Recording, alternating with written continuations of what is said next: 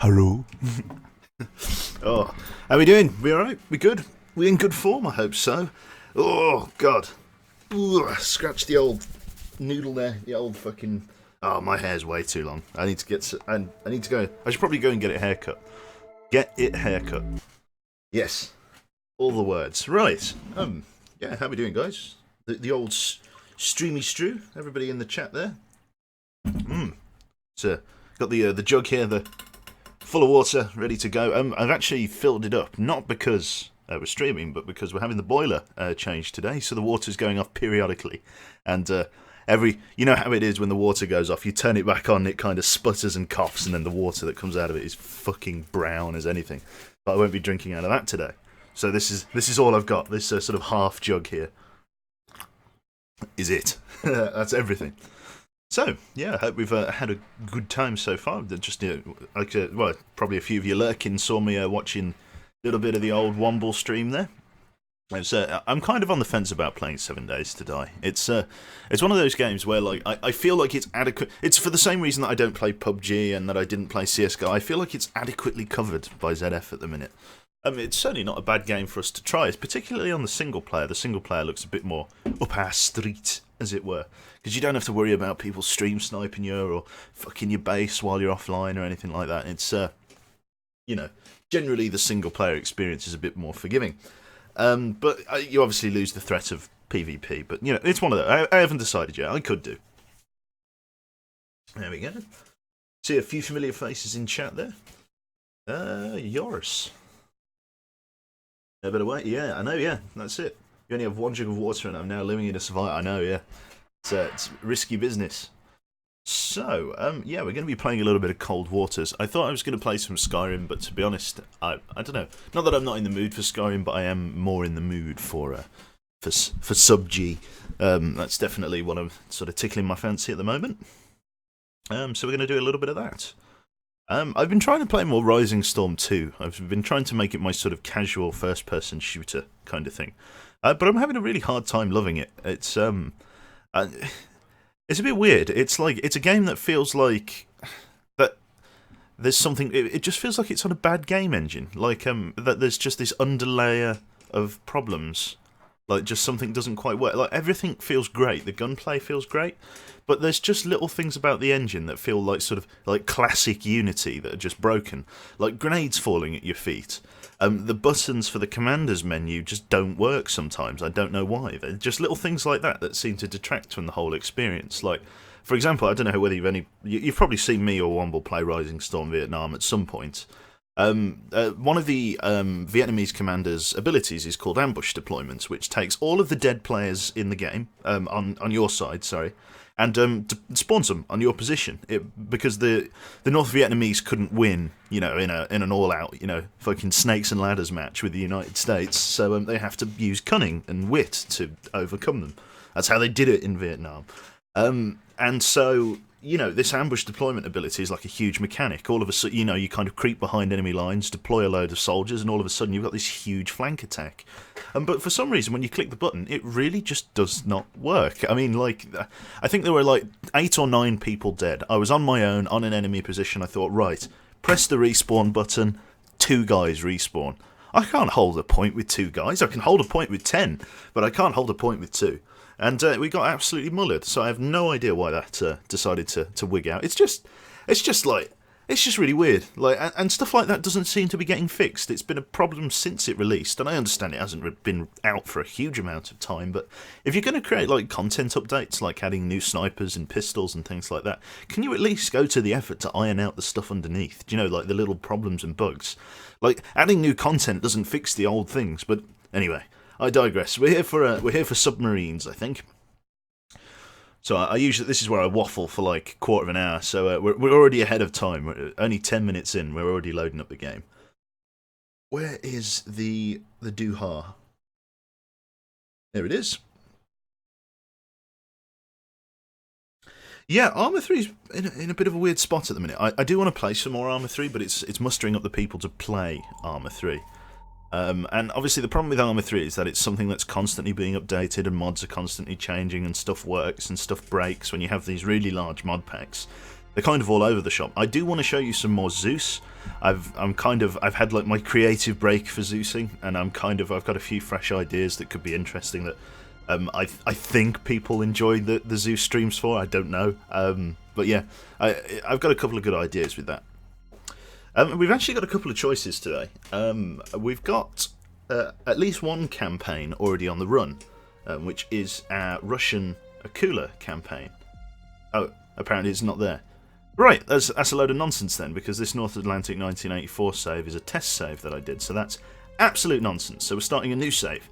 Forget everything that I said, although it does give us some choices. We can play the Russians, or we can play NATO, and then we can play like different subcategories of submarines and things like that, and I am playing with the more playable submarines mod, which means I have an absolute shed load, ignore the disco one, of different submarines. I've got loads of different US submarines. I've got some British submarines. I've got some Israeli ones, French ones. I've got some from the Netherlands here. I've got absolute arseloads of submarines. I'll play Arma 3. Announce the stream in Discord. Oh, I didn't announce it, did I? Hang on. Someone makes it. Thank you. This honestly, the stream chat is just one big reminder. Playing, so let's keep it short and witty. Sub-G. Thank you for that. Yep, I did totally forget about it. Cool. Cheers, mate. Right, so yeah, it's one of those ones. You vote disco sub. Can't vote disco sub. So we got loads of choices. We got loads of Russian submarines. We could play in something like an Oscar here or a Charlie. The problem is that like the whole NATO thing is like they just have better like sonar equipment, not necessarily better. In fact, actually, that's a lie. I would say better weapons. The American stuff is just better than the Russians. It doesn't mean that the Russian stuff can't do anything. It's just that the Americans are better. And if you take something like an Oscar here. Yes, okay, they're very quiet and stuff like that, and they're designed to be like nuclear attack submarines, but we fought Oscars before in just like a narwhal class or a skipjack class, and we've had no trouble sinking them in the past. They're not... The problem is with having a submarine that's this big is that if an attack submarine gets close, the Oscar's done for. Like, it just can't hide, it can't manoeuvre. About the only thing it can do is just tank damage. It can usually take about one torpedo. Or one or two torpedoes if they're in the same side before sinking out. So, oh no, we're not doing the whiskey class. Not again. Oh Jesus Christ, not again. That's the worst submarine. It was terrible. And we did a stream of that a while ago to pay homage to an absolute disaster of a prototype on the Russian part called the Quebec class submarine, and it was dreadful. It just you can only fire the torpedoes above 300 meters, which if the enemy ships are anywhere within like 20 miles, they still detect you because you're so close to the set. Oh, it was dreadful, absolutely dreadful. Yes, you vote for a. You vote for a French sub because they have 5 gears on them, 1 for forward and 4 reverse, and the one going forward is in case the enemy's attack from behind. So that's that's it. Victor 2, the bigger the better? Not necessarily. I mean, if we wanted to go really big, we could go with the nuclear attack submarine. But as we found in one of the other streams, the nuclear weapons aren't. I wouldn't say they're programmed very well yet, because they kind of just go fizzle and pop kind of thing. They don't really do anything. I don't know whether I'm feeling a British submarine. I haven't played any of the British ones. What do we got? We got a Russian Bori class here. So it looks like it could be quite an interesting little submarine. Got a nice red chin, 4 torpedo tubes. Project 955, or Bori, is a class of nuclear-powered ballistic missile submarine produced by Russia and operated by the Russian Navy. The class is intended to replace the Delta III and Delta IV and Typhoon classes in Russian Navy service. The class is named after Boreas, I'm guessing I'm saying that right, the North Wind. Despite being a replacement for many types of submarine, the Bori class submarines are much smaller than those of the Typhoon class in both volume and crew. Advances include compact and integrated hydrodynamically efficient hull for reducing broadband noise, and the first ever use of a pump jet propulsion system on a Russian nuclear submarine. So this is a very modern submarine then. by standards. It's extremely quiet, actually. 110 decibels is really good. So this is quite a modern attack submarine. I don't think it quite fits the bill for 1984. I think this is probably maybe a 2004 campaign, a mod that we don't have installed. It was the most disappointing nuke in the world, you are right. Yeah, I'm not sure. We could go with this one, but again, I'm a little bit on the fence. I don't know whether I want to play Russian or NATO and Russian, or where we want to go. Definitely the NATO campaign's a lot harder, that's for sure. What do we got here for the... We got the Rubis. This 130 decibels, first generation nuclear attack submarine of the French Navy. It comprises of 6 vessels and are the most compact nuclear attack submarines to date. All submarines of the class except for the Casabianca are named after gemstones. Interesting. I don't know whether we'd play a French one. They got any Canadian subs in? I guess they'd all be under the United States, wouldn't they? Yeah. The Tango, oh, don't. There is actually a really nice looking submarine for the Russians, if I can find it. So it's got like all of the colours done properly. We will find it. It is in here somewhere. It does exist. Oh, is it this one? Juliet? Yeah, there you go. Got all the colours done really well. The problem is it's a horrendous submarine. It's a 1960s era submarine. And I can't play the 1960s era for Donkey. I can't do it at all, so... I think the Kilo class would be a pretty fun sub to play. Do you think? I think it'd be horrendous. Where is the Kilo hiding? There it is. Look at it. It's horrible. 125 decibels is quite quiet. It's a diesel electric. This is the latest and most advanced diesel electric submarine built by the Soviets. Compared to the earlier designs, the Kilo has adopted an albacore hull form, which makes it faster underwater. It is also quieter and carries weapons and sensors on par with the third generation nuclear attack submarines like the Victor 3. So it's a relatively small... It's this weird upside down propeller that just triggers the shit out of me. It's just, why? You're not a ship. Why is your rudder at the bottom? Oh, it's terrible. Oh, the British subs, I see. Good. I'm not sure. I'm really on the fence about it. The problem is that we're playing on elite difficulty, which means playing in a bad Russian submarine is basically a death sentence, because they just constantly salvo you and there's nothing you can do. Even if you try and play stealthy, like, they just constantly harass you. It's 100% torpedo evasion uptime in a mission. If they have like a Perry 1984 class anti-submarine ship, it's like... It's just constant torpedo barrages, and you just can't... You're basically at a head flank for the whole match. Every match. Because it's just hopeless. Did you like the weather link? Yeah, baby girl, that was really informative. It's really good, actually. I saw something similar ages ago, but I don't have a link for it. But that was much better, because it literally told you the weather, not just the wind speed, which was really nice. So yeah, what else have we got? The Victor 3 here. And that was that submarine that they changed the colour of. We played a session in the Victor 3, and it was pretty good. I think we got shot. It's also 130 decibels, which means it's not super pooper quiet, but it's definitely not terrible. You've got the Mike here, which is actually quite a loud submarine, but take a look at that test depth. It can dive to 3,750 feet. Maybe, do you want to give the Mike a go? Like I say, it's very loud, but you can take it very deep in the water. It's an experimental submarine. I believe it used a liquid metal cooling plant for the nuclear reactor or something like that. So a Valiant and a Dreadnought, that's right. I don't know. Could play... well, I think the Swifture would be a little bit more sort of era accurate. I don't like taking submarines that are too modern for the time. So the Astute here is a 2000 era submarine, way too new. But the Trafalgar's a 1984 class submarine, and the Swifture was one that was actually used, and it's been very nicely covered in diarrhea for us, which is pretty cool. Yeah, people think anyone chasing you would get crushed. Yeah, Umbrella Corp made it. So I'll leave it as a choice. We can either play in the Swifture, and we can play the NATO campaign, or we can play in the Mike, with the 1,300 or the 3,700 feet crush depth. So I'll leave that up to you. This one can go down to a depth of 1,800 feet though, so this is really deep too. So I'll leave it entirely up to you guys. We can play the Swiftsure, or the Swiftsure class 1984 submarine, or we can play. And a torpedo even go to 37? Yes, because a torpedo. Yeah, a torpedo can run at that depth.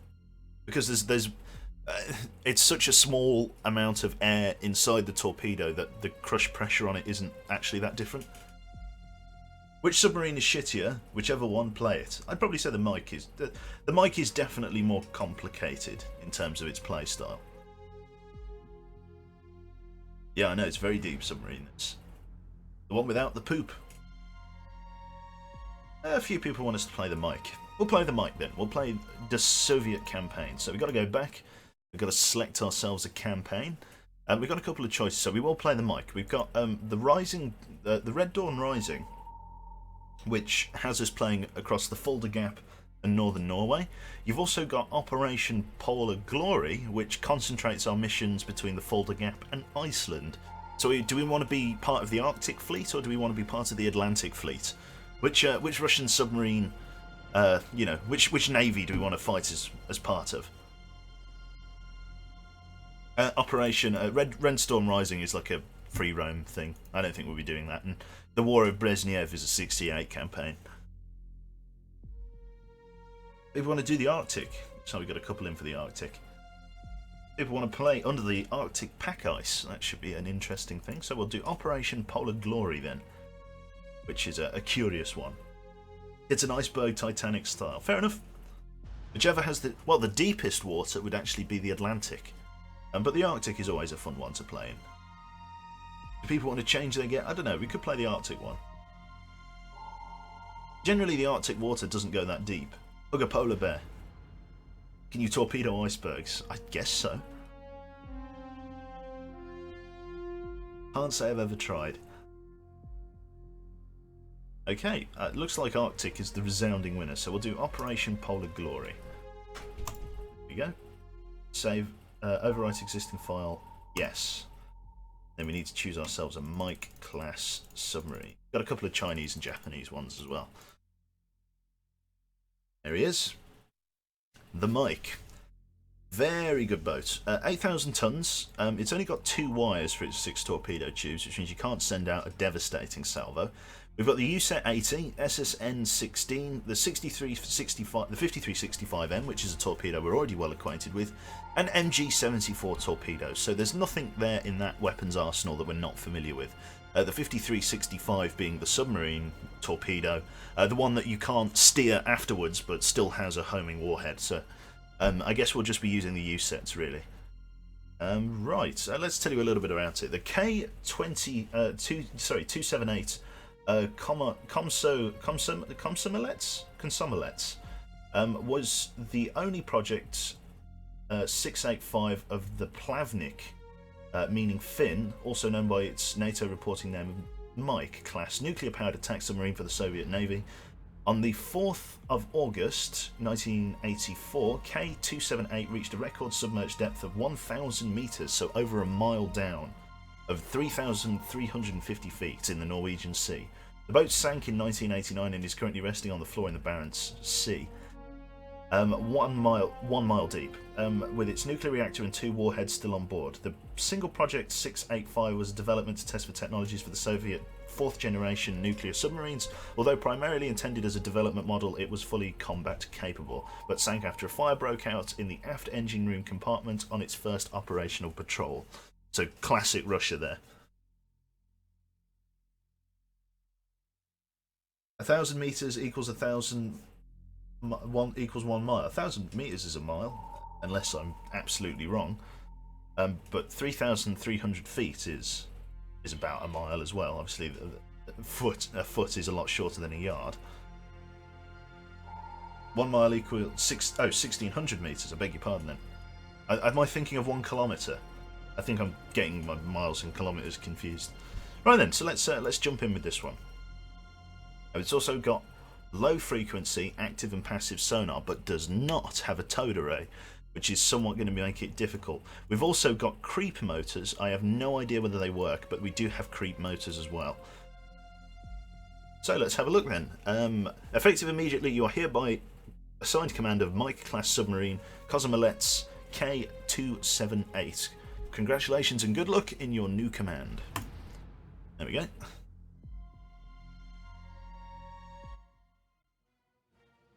There we go. The newspaper articles are exactly the same as they always have been, so we're just going to skip through them all. There we go. Music's great though. Right, tactical situation. This is from the Cobb sublant. Intelligence data indicates the enemy plans to reinforce its forces at Narvik. A convoy of supply ships is believed to be leaving the UK approach centre soon, to the centre approach to the United Kingdom from the North Atlantic. You must intercept and destroy this convoy before the landing of additional troops and/or materials occur. A NavOps is depending on you. No other ships or planes are in time to intercept the enemy in time. Locate and sink the enemy freighters and resupply ships, and locate and sink escorting vessels if possible. That's right, Narvik. Thank you, Honey Badger. Yeah, Jesus. Oh, and Foxtrot as well for explaining that. Well, let's continue then. In terms of our weapons outfit, do we want to change it at all? We don't have a huge weapon inventory. We've only got 26 weapons. We're carrying 4 decoys and 6 SSN missiles, as well as the rest being U-sets. We've got this 5365M, which is a slightly longer range torpedo, so we might want to just take a couple of those. There's 6, 12, yeah, 16. Let's unload a few of these. Let's unload 4 of them. Let's load in another 2 of those, so that we have a full set of 6 reloads for each of them, and then we'll take an extra 2 of them. I'll probably unload 2 I'll probably need the decoys, so we'll keep 2 SSN 16s and 2 5365s for like long range engagements basically. So that brings us up to 9 hours in port. So if we cast off, we need to scooty booty over to Narvik here. Get ready to intercept those tankers and tenders. Here we go. Looks like you can see them there just over the North Atlantic here. Just coming into we're going past Torshavan very shortly. Enemy seems to have dispatched some anti-submarine fleets. They've actually just sailed across Ireland. Is that a sign of the hurricane to come? Will Ireland be underwater? Right, so they've dispatched some submarines from Narvik to come and chase me, which is nice. But we've found our target, so Comrade Captain, we have a new sonar contact bearing 284, designates Sierra 1. XO reports that our depth is only 600 feet at the moment and our heading is 212. Our speed is 22 knots. Local conditions are overcast with a moderate breeze and a weak surface duct and thermal layer occupying the band at 146 feet. We are going to close to 20,000 yards and rig ship for ultra quiet running. Rig ship for ultra quiet. It's going to slow us down to a head 1/3. We're also going to drop down to 850 feet straight away. 850 feet, dive by. Because this is a very loud submarine for what it's worth, and the slower you're going, the less noise it creates, so you need to be careful. Once we've slowed down to an appropriate speed, we should be doing better. Con, sonar, new contact bearing 282, designated Sierra 2. Now, again, we should stress we do not have a towed sonar, array. regained contact on Sierra 1, bearing 287. So we have no little box of instruments behind us doing target motion analysis for us, which basically means it's a hell of a lot harder to detect things. You'd be surprised just how important that bloody towed array is for detecting targets. I know we're doing all right here, but that is because the conditions at the moment are quite quiet. The second it gets any noisier, we're going to be blind and deaf, basically. Jack Black will haunt you further, yes. It's a bit weird. That dream was bizarre. So, what we're going to do, we're going to begin identifying the targets, see who we're dealing with here. So we know they're surface contacts. Let's just skip through. We need to try and identify the middle of the band here. See if we can get the low frequency and medium frequency bands to line up. So we're just going to tippy-toe our way through all of this so we can find a matching band. There's a good chance that that's a US oil tanker. Oh, they're drilling. Just give us a sec. Yeah, sorry, like I say, the boiler's being replaced today as well, so you're going to get... Perfect. I don't imagine there'll be too much drilling. Right. Con, dive at 850 feet, dive high. Right then, let's Sierra 2. So let's actually identify him then, shall we? Con sonar, Sierra 2 is classified as merchant. Nice fart, yes. The phone vibrating on the desk, that's right. Yeah, rip. I do need to find that actually. I have misplaced my phone, and I haven't been able to find it for the last week. I'm not one of these big phone people, so... anyway, back to the game. Right, Sierra 1, let's see what we've got here. I imagine it's some other kind of tanker, so we could probably creep around at this end of the woods. No, these are back in the submarines.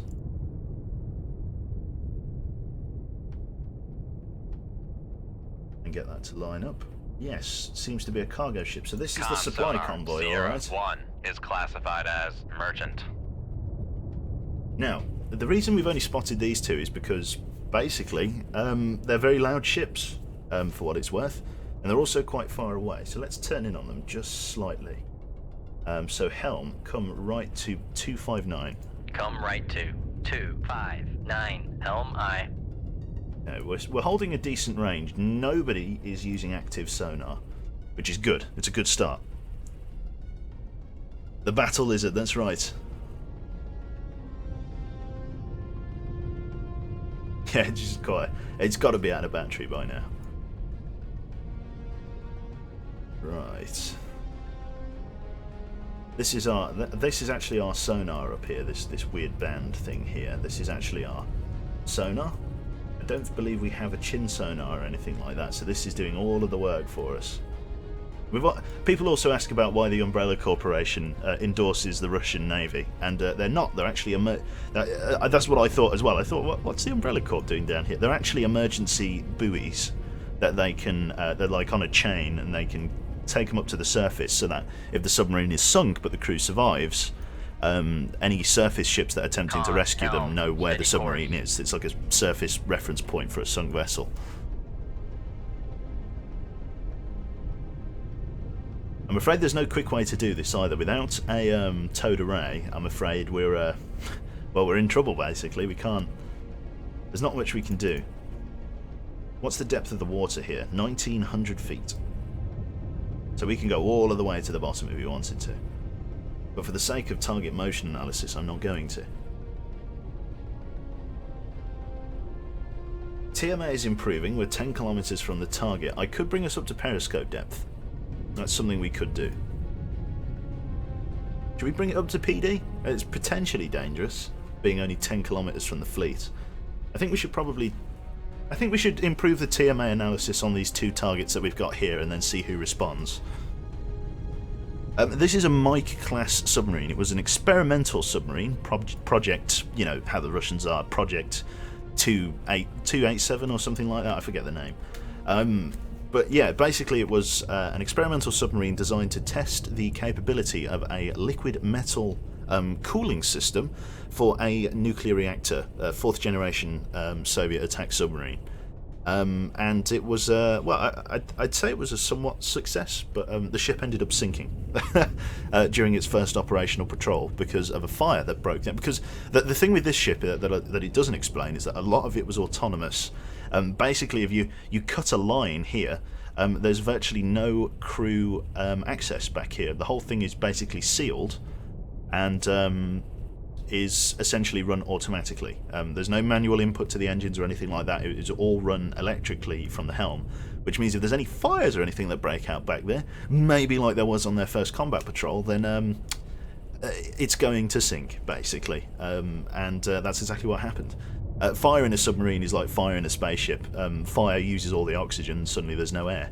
And when there's no air, there's no people to drive the damn thing, and it sinks. With an Argonian crew, that's right. If a submarine sinks, is broken. That's a very deep thought. Oh, yeah. Nemit, thank you very much. Willkommen, welcome aboard the mic. So TMA analysis is improving now on the US oil tanker and the US cargo ship. I'm going to fire upon the US cargo ship first, I think. But what we're going to do is we're going to go even deeper before we do that. We just had a ping from active sonar, so I'm going to bring it down to 1,500 feet. Make depth 1500 feet, dive high. There we go, Sierra 3 designated. Let's begin matching up those lines. Very weak. Con sonar, new contact bearing. Sierra 4 as well. 287, designated Sierra 4. There we go, they're active sonar pings. Looks like we've got a Nox here, FFG. We'll just mark that for the meantime. Sierra Seems to be that they're escorts. As escort.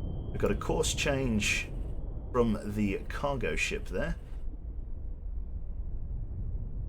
So we've got some other kind of escorts. Looks like it could be a Perry, it would make sense. Sonar, Sierra 4 is classified as escort. So we're currently going down into the deep, basically.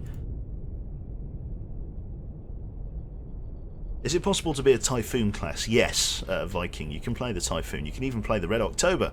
But again, as we found out in the previous set, the last time we played the Red October, the nuclear arsenal on it isn't quite as impressive as you think. Nuclear weapons haven't really been programmed into the game yet. So you kind of just get a fizz and a pop when it hits the water. Here's the rest of the fleet. Sierra 5. Looks like they're sort of trying to actively search for me now. There's a good chance that all of the ships that we're detecting are escorts. Except this one, which is definitely a cargo trawler. Sonar, Sierra 5 is classified as merchant. Well, the fleet oiler is staying on course, but the US cargo ship isn't. Looks to be that I might have been detected in some form, and they're sending the anti-submarine ships this way, but they're keeping the fleet... Basically, the fleet is trying to stay on course, the primary bulk of it. But, yeah, they're basically just trying to get away from me, essentially. So that's a Nox, and definitely... There's at least 2 escort ships, then. And the Perry is a very good anti-submarine warfare ship, so that could be a tiny bit interesting. They've not turned around, however. Looks like they're just pinging.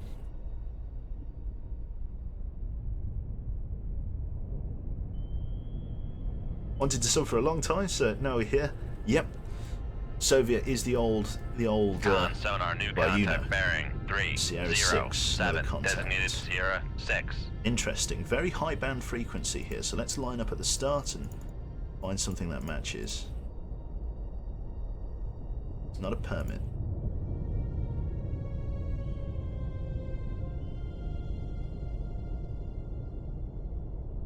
I don't know why it keeps taking me back through the submarines, so well. It'll be like a capital ship perhaps, or a special type of oiler.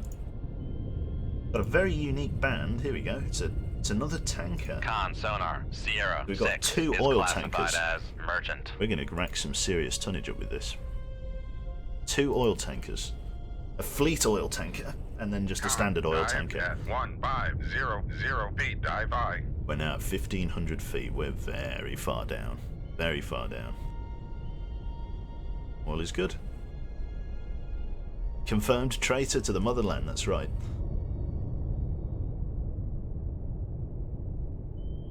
Active sonar returns, exactly. Again, the Nox is staying on course, and the tanker looks like... This cargo ship looks like it was just making a course adjustment. We're actually now going to turn slightly onto the fleet. Come right to 314 helm I. Now, bearing in mind we're only allowed 2 wires, so this is an interesting development. We're going to fire at the fleet tanker first of all, because that's got the most tonnage. So we're going to line up one of our U sets on him. So let's get some firing point procedures on the bearing of Sierra 2. Bearing 334 to the target, range to enable 1300. 13,800 yards. Contact bearing 284, designated Sierra 7. Shift ready, tube ready, fire tube 1. Shoot tube 1, aye sir. There we go, weapon away. So he's going to track the oil tanker. I don't want the oil tanker to get away. Those are going to be the primary targets. So we're also going to get ready to shoot at the other US tanker when we get chance. Again, the primary of these attacks is to attack the cargo ship, so we're going to get ready to attack Sierra 1 here as well. We also have a point of bearing for him. He's actually changing speed. Con, helm, steady course. Let's keep it together. So, firing point procedures on the bearing of Sierra 1. Bearing 330, range to enable 10,700 yards. Ship ready, tube ready, fire tube 4. Shoot tube 4. Aye, sir. There we go. So tubes 1 and tubes 4 are both away. We've got 4 U-set. Are these set 60s or set 80s? Set 80s. So U-set 80s. Very nice attack submarine torpedo. Nice and long. I think it's about sonar lost contact. about the Sierra same 4, as last a bearing 305. Mark 48, Contact but the Mark faded. 48 is a little bit better. Much better sonar on it. This is by no means a bad one. We've got a course adjustment from the Knox. It has slowed down to about 5 knots, which means he is now doing anti-submarine work. Maybe the Perry class anti-submarine ship here. Where has he gone? He's creeping around somewhere. Maybe he detected the launch transient, which is the bubbles that come off the torpedo tube when you fire. You know, you get the blue and the, you know, all the air escapes from the torpedo tube. That, in terms of sonar, is quite noisy. So there's a good chance that he detected that. And basically now the escort aircraft for the fleet are now are all digging in and getting ready to deal with the submarine. We've also got a new Sierra contact, which is in the form of Sierra 7, so we're going to begin identifying him. Very weak narrowband signature there. We're going to assume it's an escort, perhaps. We're also getting no more active sonar returns. Could be another Perry. I'm going to mark it as such for the time being. Sierra 7 is classified as escort. How does a ship deal with a submarine? How do they destroy it? Well, you've got a couple of choices. You've got not depth charges. The Russians use something called the RBU 4000, which is a type of it's almost like a rocket system that fires depth charges. So rather than just periodically dropping a barrel off the back like they did in the Second World War and manually setting a depth, if you just like carpet bomb an area with lots of small explosives, you have a much better chance of hitting the submarine. So basically an RBU 4000 is what that is. It basically fires loads of sort of micro depth charges like in a much wider area, and you have much more chance to cause damage and flooding that way. So that's one way of doing it. The most typical way is to fire a torpedo. You know a submarine is going to be operating underwater, so basically you just set you use the sonar to triangulate the position of the submarine, and then you fire a torpedo at it. In the same way that our torpedoes are deep underwater now, and then they're going to go up to the surface and search for contacts, it's exactly the same thing with surface torpedoes. You can set surface torpedoes to search in deep water, basically. So they can fire a torpedo from the surface to the bottom, and I can fire from the bottom to the top. It's all very dynamic and flowing. It does, however, look like we have been detected now, which means the main bulk of the fleet has made a northwestern turn and is beginning to move away from us. So we need to adjust the bearing of our weapons. So, torpedo 4, we need to adjust the firing point procedure to bearing 326, range to enable. Let's bring that up to. Let's get him up here. Let's bring that up to 10,500 yards, so about there. We also need to change weapon 1 off its bearing because it's going to miss the oil tanker. Let's shoot the oil tanker in the ass. Change firing point procedures to bearing 329, range to enable 13,000 yards. Now, unfortunately, we've only got 6 minutes of fuel left in this weapon. There's a good chance that he'll reach him in time, but there's always a chance that he might not. The fleet is now moving away. We've also got a Perry 1984 anti-submarine warfare ship closing in on us, which makes it a little bit more interesting. As they are now on active sonar, there's not really much point in staying in ultra quiet, so we're going to reload 2 of the long-range torpedoes, the 65Ms, into tubes 3 and 6. We're also going to get ready to fire another U-set at one of the other targets there. I need to try and get these guys before they move too far away. I haven't decided exactly how I'm going to play this out. If I reach a point, basically the TTR down here, the time to something, oh, I can't even remember. time on target range. I can't remember. I can't exactly remember what that is. But the RTE is the range to enable. That's 3,400 yards. Basically, if that does have an acronym, I can't remember what it is. But yeah, basically, if I think that the fuel's going to run out, so the fuel's going to run out in 5 minutes and 10 seconds, which means the torpedo just explodes whether or not it's hit the target. Con sonar regained contact on Sierra 4, bearing 307. It looks like they've sent the Perry out to us. Torpedo room, Time 2, to run, 3 that's ready. it. Time to run. So I've only got 5 minutes of fuel left in there, but he's only got 2 kilometres left to go. I would say that that's probably not going to hit, and that we should...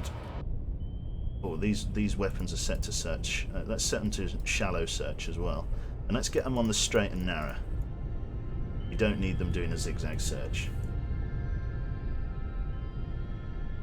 So, this weapon here, I don't think he's going to be able to catch the oiler, so we're going to change targets. Con, fire control, weapon acquired. He's after the US cargo one. We're going to change him. Con, fire control, weapon acquired.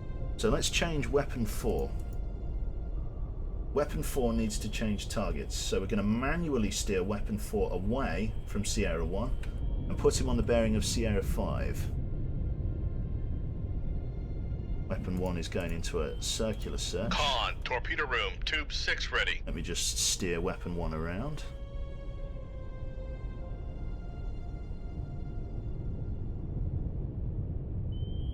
There we go. So now we need to go back to weapon 4 and steer him onto Sierra 5. No, break contact. Go, and then steer him onto Sierra 5. There we go. So those two ships are now being hunted down by USET warheads, and just as well really, because we're running out of fuel for him.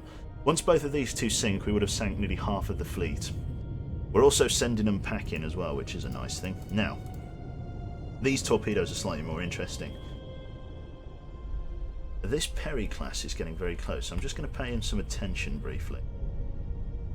Let me go deeper as well. Con sonar Jesus lost Christ, contact. it scared me to Sierra death. 1, last bearing 325. How are you today, Contact Captain? breaking I'm up. very good, apart from your heart there. Jesus.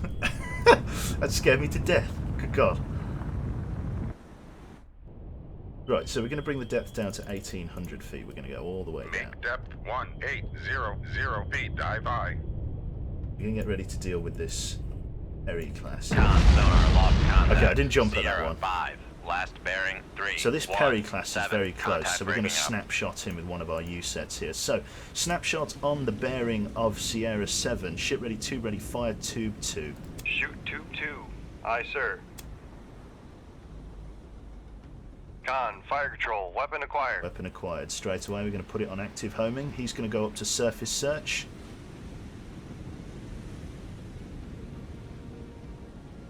So this guy is right above us.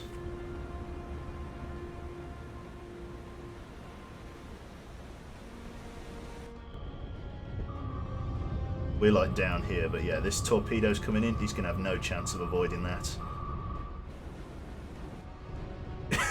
He says with full-hearted confidence that he has no chance of Russian engineering. Oh, fuck.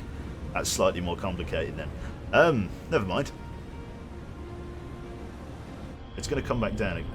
He's going to come back around again. He's doing the right thing about it. Staying in behind it. A very tight turning circle. We need to change the... Let me just manually steer this thing. There we go. Give it a much sharper turning radius. You got him there? You got him? Con Landed it? sonar, There you go. noisemaker bearing 260. Let's steer us onto the target. There we go. I'll take manual control.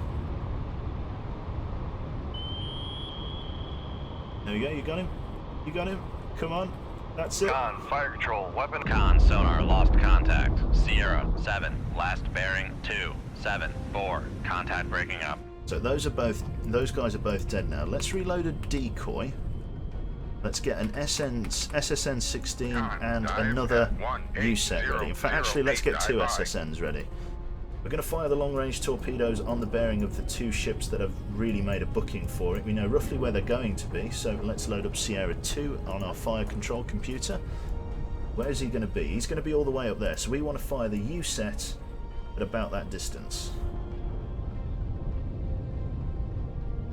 The Nox is closing back in our direction. It's fine. US oiler fleet. We want to fire this weapon about here. So, let's fire tube 6. So, firing point precisions on the bearing of Sierra 2. Bearing 330 range to enable 24,900 yards. Ship ready, tube ready, fire tube 6. Tube 6. Aye, sir. That is going to surface search. So, tube 6 has, I think, a slightly longer runtime in terms of fuel, so that's going to be okay. We're also going to do the same to Sierra 6. As they both come away there. Look how close he was. Like, he was right on top of us. Room, tube 1 ready. So, let's get firing point procedures ready on tube 3 on the bearing of Sierra 6. Yep, bearing 315 range to enable, we're going to do it slightly short, 22,300 yards. Ship ready, tube ready. Fire tube 3. Shoot tube 3. Aye, sir. There we go. So, my 65Ms there are long-range torpedoes. There he is. Joins me on the bottom. You can give them a wave as they come past.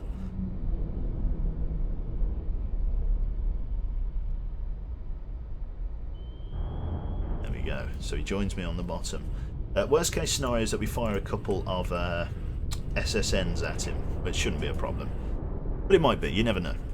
Those 65Ms though should run for quite a while.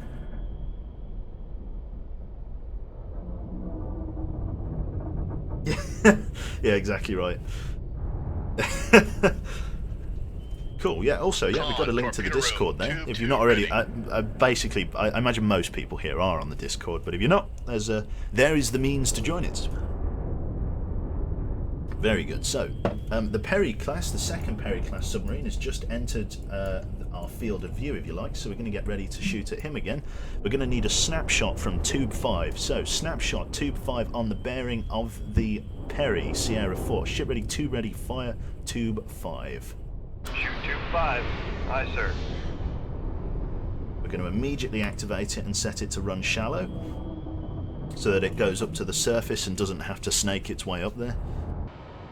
Like this, so it's running straight up.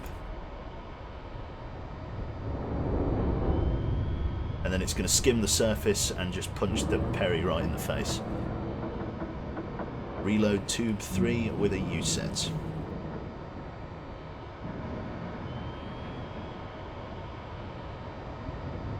Con, torpedo room. Tube 5 is cleared ready. successfully. I fire control. Why only 2 of the 5365s? Because I'm going to call you Zeisel. Weapon acquired.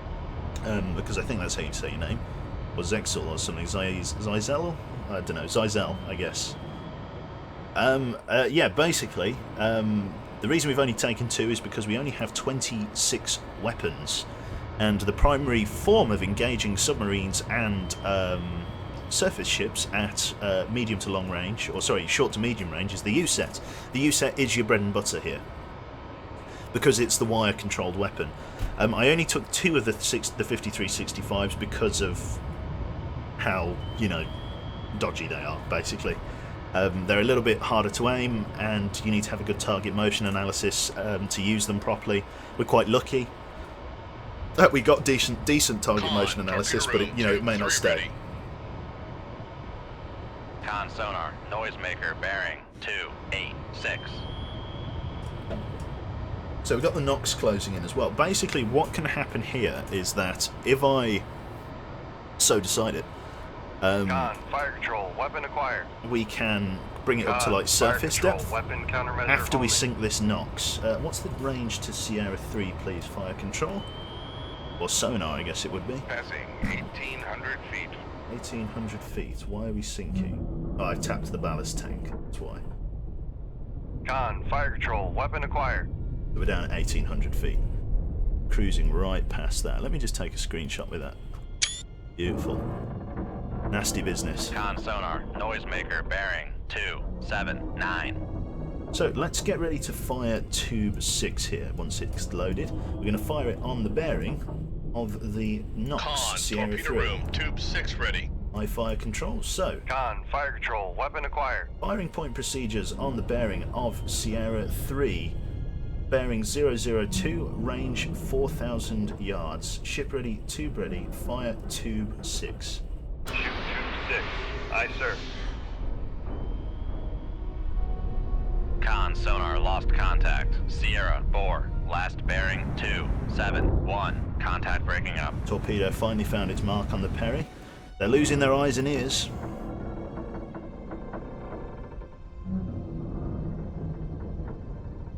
There we are.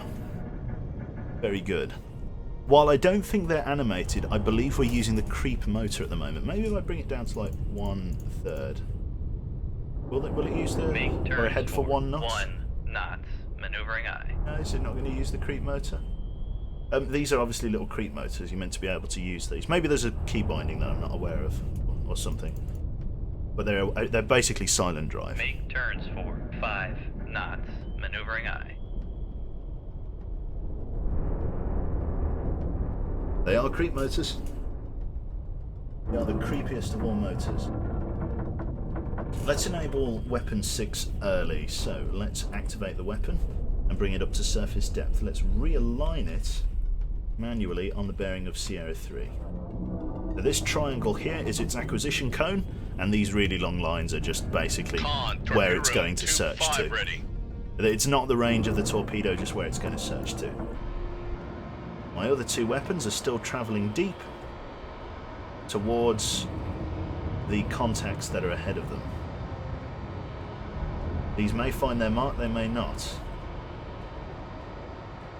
Truly, nobody knows at this point. I don't actually know how much fuel they have. You'll see from the stripes on the head, these have a slightly different warhead in them. I believe these ones are much more powerful, but we'll see whether they acquire their targets or not, and whether we need to fire the SSN-16s at them.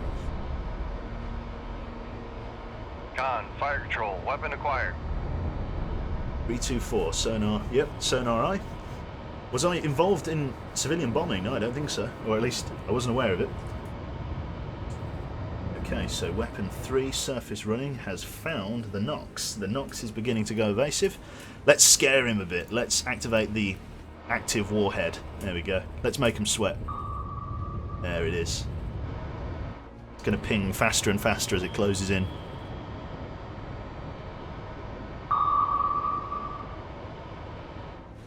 There we go, yes. Tuck tail and run, Yankee. Con sonar. Noisemaker bearing 007. Let's steer the weapon. Steer it through the countermeasure.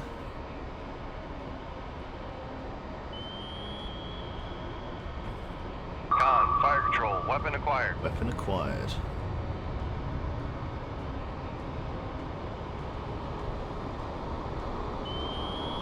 You are struggling to find him, aren't you? Con, fire There you control, go. weapon acquired. Con sonar. Noisemaker Noisemaker. bearing 0. We can steer this guy 09. right onto the target. Do the old wiggly worm. This is why you keep the wire. There you go. And Con, fire control, weapon acquired. Con sonar lost contact. Sierra Beautifully 3. done. Last bearing 009. Contact breaking up. so with all escort ships sunk, dive. Bring us up to Depth periscope 4 5 depth. feet, dive aye. Bring us up to 4-5 feet. Helm, give us a head standard. Make turns for 17 knots. Maneuvering aye. So basically, there's nothing left to shoot back at us now. Right on the spine of the ship, I know. Good shot. Con maneuvering. Making turns for 17 knots. So I understand visibility is okay. Is it? No, visibility is pretty low actually. There's quite a fog bank. So we're not going to be able to acquire them visually, but at least we have a radar mast, so we might be able to acquire them through that. Torpedoes are still running deep, which means they haven't got to their enable point yet. They had a bit of a range to go, but the tankers and tenders aren't that fast, so yeah, we're coming up. Another ship going to Davy Jones's locker there. That'll be the Nox, will it? No, not even the Nox. The Nox is still sinking. That'll be the Perry then. That's right, so the Perry's only just taken on enough water to begin sinking. Gone arse down first, which is quite interesting. Usually it goes nose first because of how aerodynamic it is.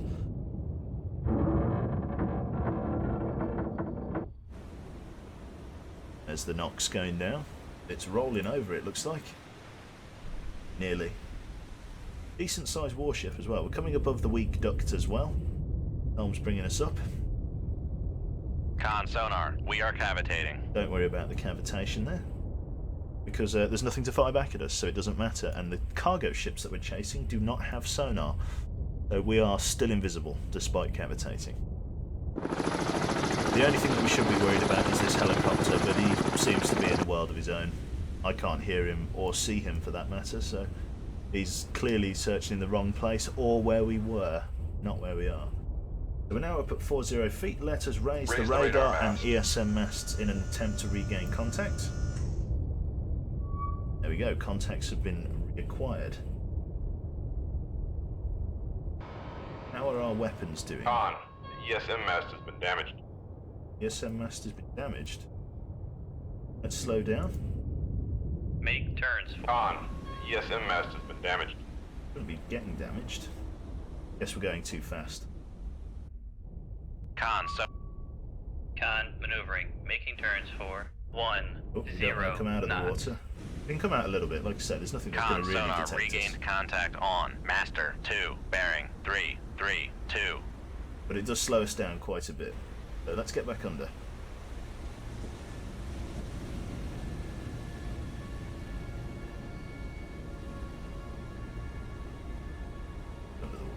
Yeah, looks like we were travelling a bit fast, which is okay. So we're just skimming at the minute, which is fine. Again, we'll be mostly hidden. Let's just bring us down a tiny bit more. Let's bring us down to like 3-5 feet. Or just under it.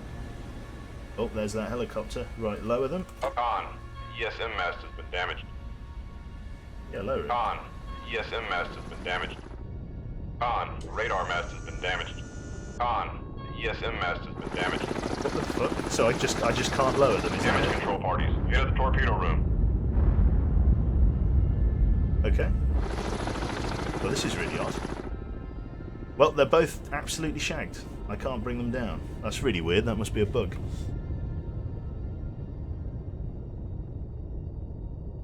Just bring me down to like 50 feet.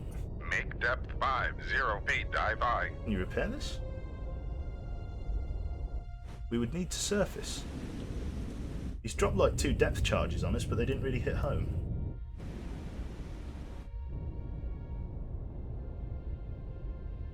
Damage control parties are out. This is weird. It seems like they're not modelled properly, as in like they're taking like depth damage even though we're not deep enough. Dive at 50 feet, dive by. Because these should be able to operate well below this. They don't seem to be repairing either, which is annoying because they should be.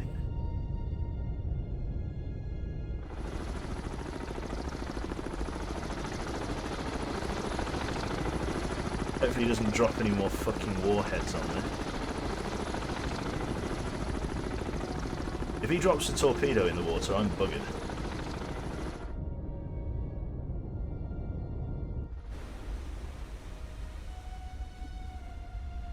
Are these weapons run to enable yet? No, it looks like both of our spare weapons ran out of fuel. Con, the ESM mast has been damaged. Con, the radar mast has been damaged. Radar mast is damaged. 10 minutes. That helicopter's flying around, but it's not doing anything. It should have attacked us. I'm going to surface. Make depth 0 feet, dive by. See what this helicopter does in an attempt to repair the radar mast.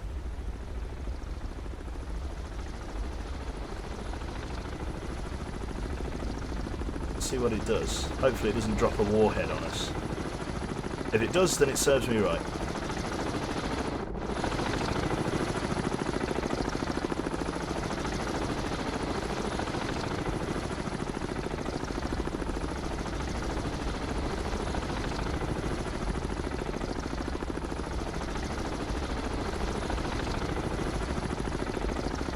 don't think it can engage us. I think it's dropped its payload already. I think at the minute it's just providing recon information, but what recon information can it possibly provide? Well, all of the ships we're after is dead.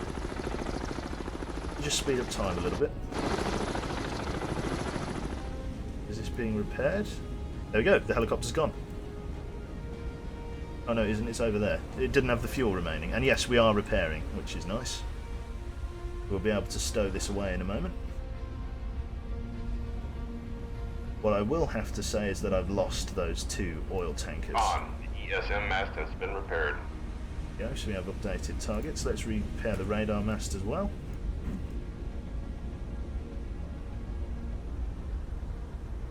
Deploy the pirate's flag. That's right, once these have both been repaired, we'll be able to see the targets again and potentially fire some SSN-18s at them, or 16s, or whatever these are. On. The radar mast has been repaired. Okay, we got them. But they're both quite far away. This one in particular, if we fire an SSN-16 right there, we should be able to get him. So let's fire an SSN-16 right there. Shoot 2-1. Aye, sir. Let's see if they take on enough water. This other tanker is being a bit annoying, but we should be able to at least sink one of them. So, for anybody wondering what an SSN-16 is, this is a torpedo. It's not a very strong torpedo, but it is a torpedo. And this should cause the tanker to take on water. And once the tanker's taking on water, he's got to slow down to a very slow speed in order to deal with the damage control, and that is when we submerge and begin chasing him down. I do not have a decent target acquisition on the other oil tanker, although I know he's not moving particularly fast. I could probably dive now and chase him. So let's lower our Lower 2 the masts ESM mast. for stowing. Bring me down to 300 feet. Make depth 300 feet. Dive aye. Take us on the bearing of 322. Come right to 322. Helm aye. And make turns for Make 28 turns knots. for 28 knots. Maneuvering aye.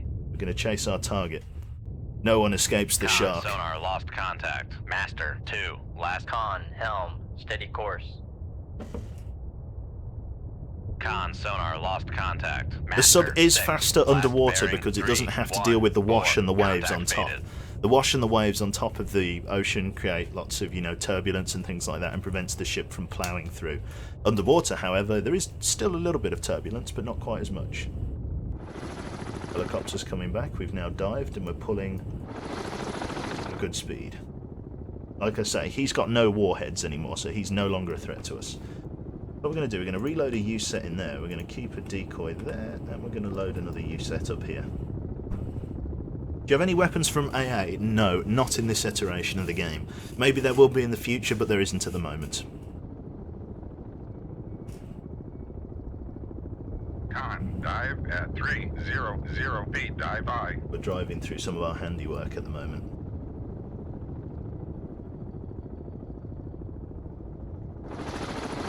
He's just chilling with us at the minute.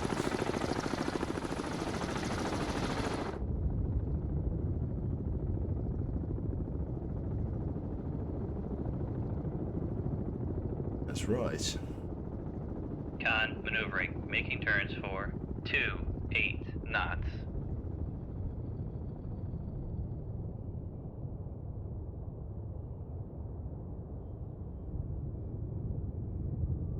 We're now making 28 knots. We're now pulling top speed, which is nice. Con. Torpedo room. Tube 1 ready. 28 knots would be probably about the same speed as those tenders are pulling. It's not an amazingly fast speed. So we're moving about that quickly. Let's take a look at our targets. Here's the SSN. We've dropped it in the water. It doesn't look to be acquiring any targets, which is a shame. So we'll just have to try and run them down then. No, doesn't seem to have found any targets.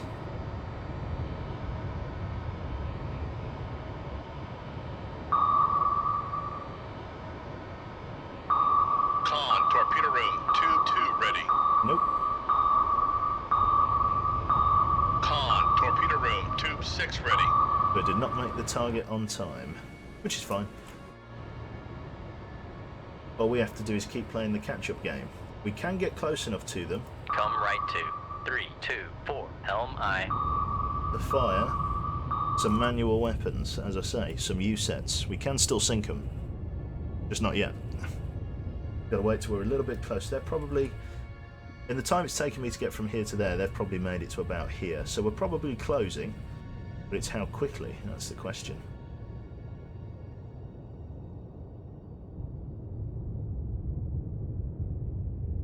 They bring us back up to PD. Make depth 4, 5 feet, dive high. Okay. Let's slow down to a head 1/3. Make con sonar. No longer cavitating. Yeah. Let's slow us down Back quickly. emergency. Maneuvering aye. So let's go back emergency, and that will really slow us down. And let's bring it to a head Make 1/3. turns for 5 knots. Maneuvering aye. There we go. That's a much more reasonable distance. What's that? 13,000 yards? That's a bit more doable. Con sonar fuck regained me. contact on. Not if they're all the way out there. Bearing 3. If they're all the way out, I don't 7. think that's accurate. I think that we've got to wait. Let's raise the radar mast. Raise the radar mast.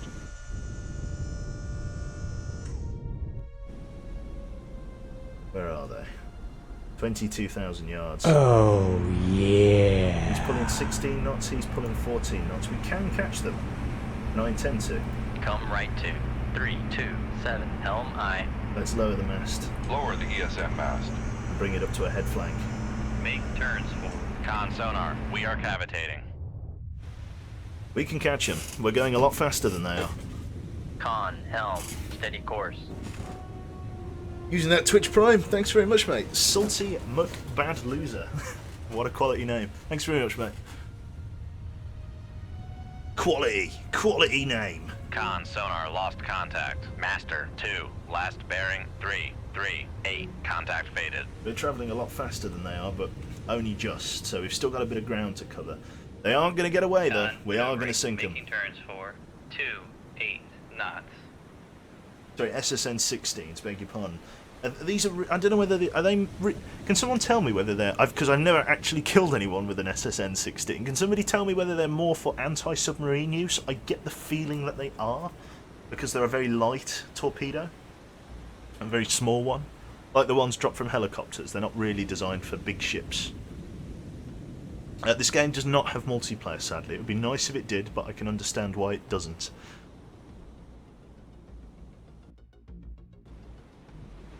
Check back in. Like I said, we are speeding up time just so we're not sitting here for hours.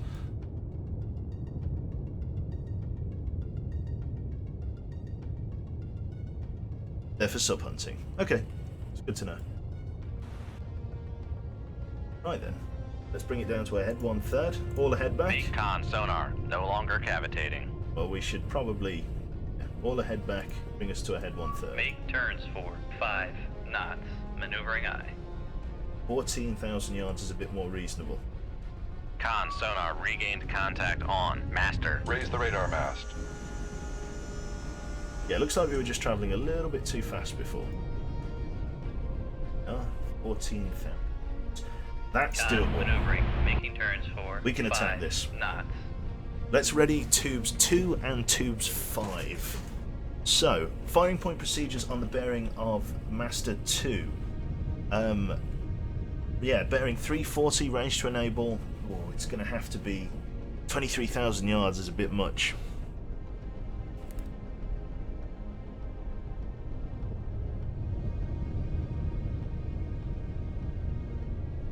I'm not sure whether I can make 23,000 yards.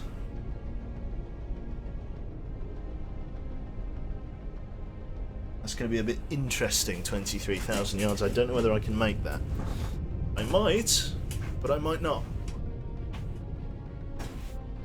Let's at least fire on the other US tanker. 11,000 yards is a bit more reasonable. So let's fire on this guy. 16,000 yards. That's much more doable. So, firing point procedures on the bearing of Master 6. Bearing 294. Range to enable 30. We're going to go 15,600 yards. Ship ready, tube ready, fire tube 2. Shoot tube 2. Aye, sir. The tube 2's now away and it will start hunting him. I'm afraid he's got a ways to go, but he should catch him. I am going to fire another SSN at this oiler here, so I know it's a surface ship, but we're going to see what I can do here. Shoot tube 4. Aye, sir. I just fired it into the middle of bumfuck nowhere. Never mind. We're going to wait for the weapon to go and kill Master 6 then, and then we'll continue chasing the other guy. Let's bring it up to a head 2/3, just so we're not losing quite as much ground.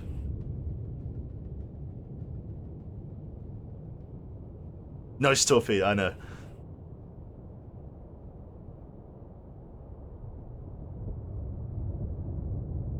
So there are missiles down there somewhere. Hopefully it doesn't come back on us. That would suck. Big time. How long we got? 7 minutes of fuel.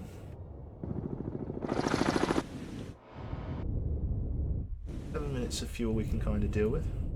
Range to enable 9,000 yards.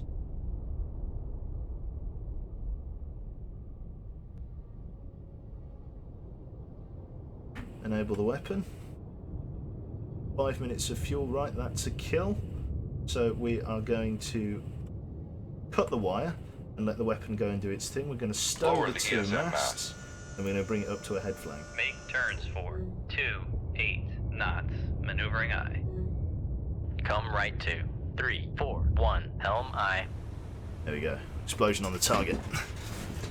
We're chasing them. We're getting that tonnage.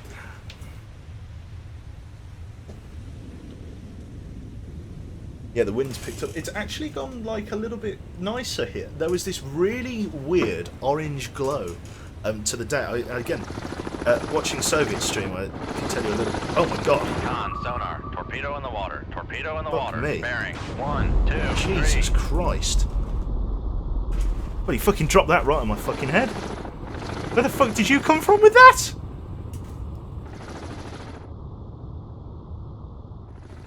Jesus Christ!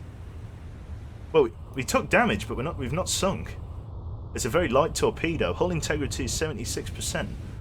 You evil bastard, we're dropping. We're going down. Take us down to 500 feet. Make depth 500 feet. Dive. I know the cheeky git. How long has he had that for? Motherfucker!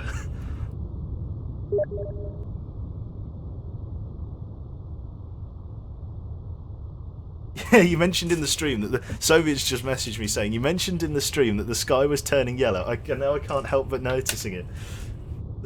The world is ending. Yeah, it's really... Oh, we've got flooding. Bollocks. I'm just going to have to let that flood. Con sonar, no longer cavitating. As long as it doesn't spread to adjacent rooms, then that's fine. If it spreads to adjacent rooms, we're going to have to surface. We've got flooding in the ballast rooms. Damage control parties. Into the reactor space. One of the ballast tanks has flooded. Or ballast control has flooded. Another weapon in the water. Right.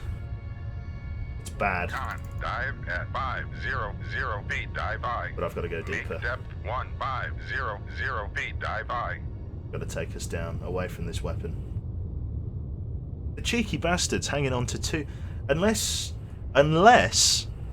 Oh, that's a cheeky thing. Did he fly... When we lost him, did he fly to the cargo tanker? To one of the... Did he fly to that cargo ship? Land on the helipad? Reload one of the... Do you know, one of the supply missiles intended to resupply one of the warships? And load it into his helicopter? Get the crew into the flooded room. I have. This is the flooded room. This is where the little... Oh, maybe the pumps. It's only island, no big deal, Womble says. No, it's definitely ballast. Stop diving. It's alright, this ship will hold. They're foreigners anyway at this point. Controversial Womble.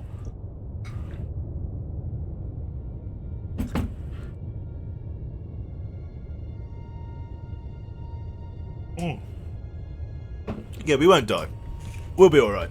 This ship's designed to go... I know the ship has to be in a, you know, a complete bundle for us to, you know, not die. Like, this is like breaking the shell on an egg and wondering why it's leaking. But, at the same time, I think we'll be fine, honestly. I don't think we'll be too bad. Some of the ballast tanks are flooded, but depth control is actually holding its job nicely. Let's change our bearings slightly. Come left to 333, helm I. 333? Titanic crew said the same thing. The Con, ship will helm, hold. steady course. Remember, Ireland was an Axis power in World War II. Exactly.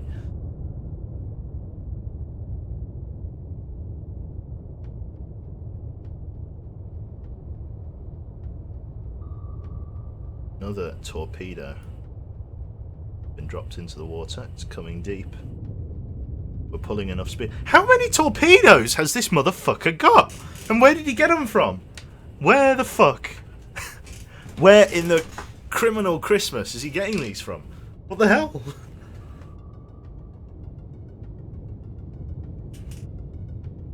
Is that coming down deep? It is. How's he getting my depth, the cheeky bastard?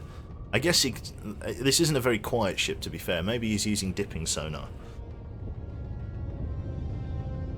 Nobody likes my Archer reference. Yeah, a chopper hit me right on the port side here. Right on the bow. We have some flooding in the ballast tank. About midway down the ship, one of the ballast tanks has flooded.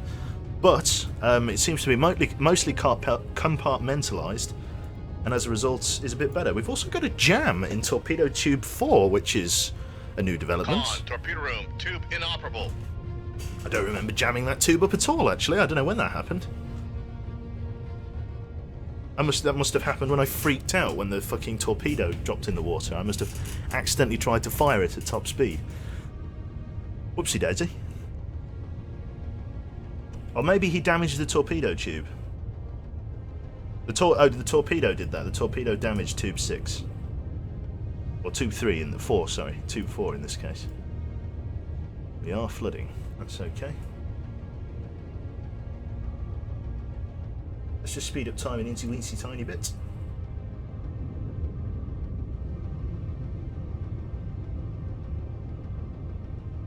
I would say we're now close enough to fire another weapon, so we're going to bring it up to PD. Make depth 4, 5, 8, dive I. Which, the way it's been going, is regrettable. We're going to need to slow down as we surface. We're going to need to raise the radar mast, fire a weapon, cut the wire, and dive again. Hopefully I don't just, like, punch him in his arse. Hopefully he is, like, somewhere ahead of me. I don't just, like, spear him or something as we come up out of the water here. We're coming up at a hell of a speed. 900 feet. No helicopter in sight. 500 feet. Makes you appreciate just how deep we were. We're up to Con 400 sonar, feet. we are cavitating. Right, Con let's bring it sonar, down to a head no one longer third. cavitating. And let's just coast up. 25 knots, 24 knots, 23 knots. We're using the momentum that we got from the ascent to carry us to periscope depth. At a decent speed while not Con cavitating. sonar, regained contact on. Master 2, bearing 336. Excellent. We're coming up here now. Con sonar, regained contact on. Master 6, bearing 217. Master 6. We sank him ages ago, didn't we? Yeah, we did. Right, okay. Raise the radar mast. Raising the radar mast. Get ready to fire tube 1. Where are you swine? 13,000 yards. That will do. Ship ready, Con tube ready, maneuvering, snapshot making turns for 5 knots. on Master 2. Fire tube 1. Shoot tube 1. Aye, sir. Now we just gotta watch for helicopter McFuck yourself.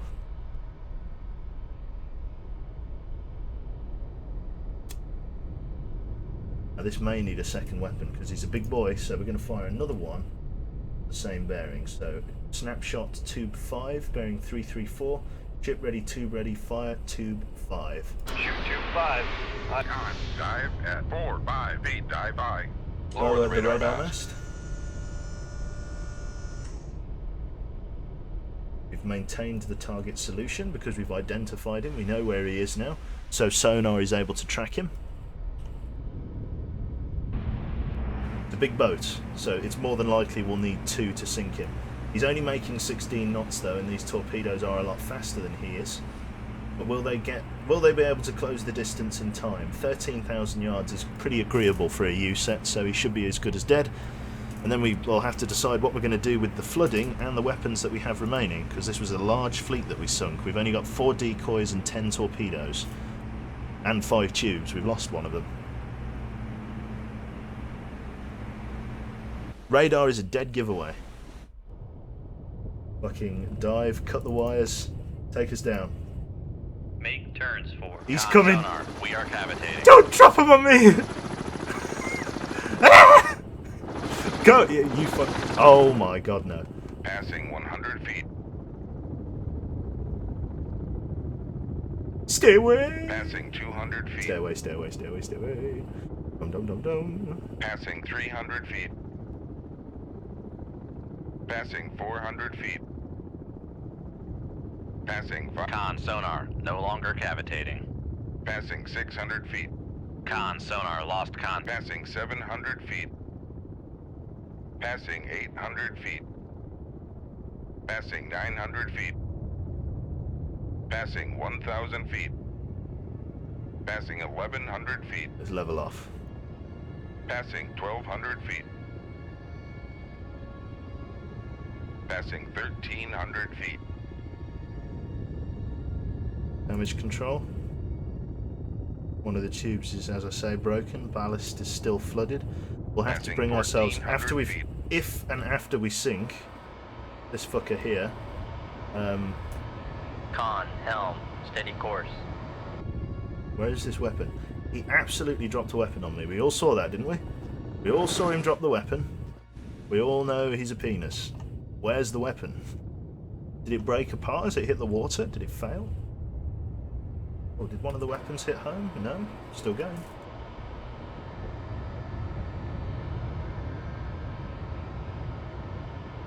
At this point, I really don't know whether we're going to hit him or not. This is my last attempt, though, at trying to sink him. If this fails, then he gets away. But this should kill him. Con, torpedo room, tube 2 ready. Con, torpedo room, tube 1 ready. Con, torpedo room, tube 5 ready. There we go. Are we tracking? He's tracking someone. There we go, they're tracking. So they're tracking a target. Con sonar regained contact. There on we go. Master 2, bearing 3. Told you we wouldn't sink him in one. So he's got a huge oil fire. That probably would eventually sink him, that kind of fire.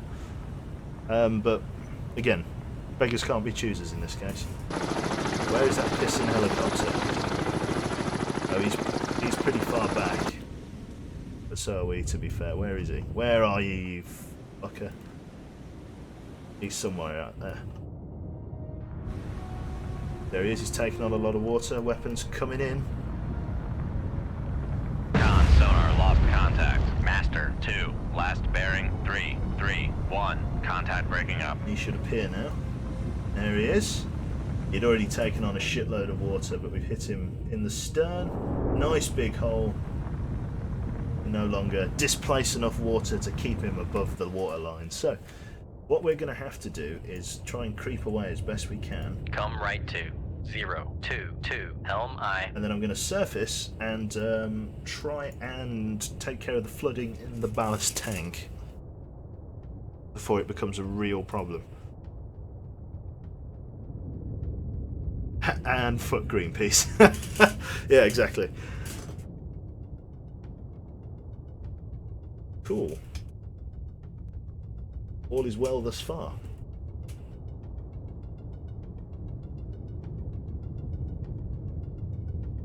Oh, hang on. Why is time slowed down? Is Seamus McFuck yourself still about, is he?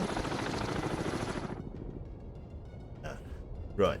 Let us come up then. Let's surface. Make depth 0 feet. Dive by. I could blow ballast, I never get to play with that button, but there's no need for it, because if we need to emergency dive, then we can't.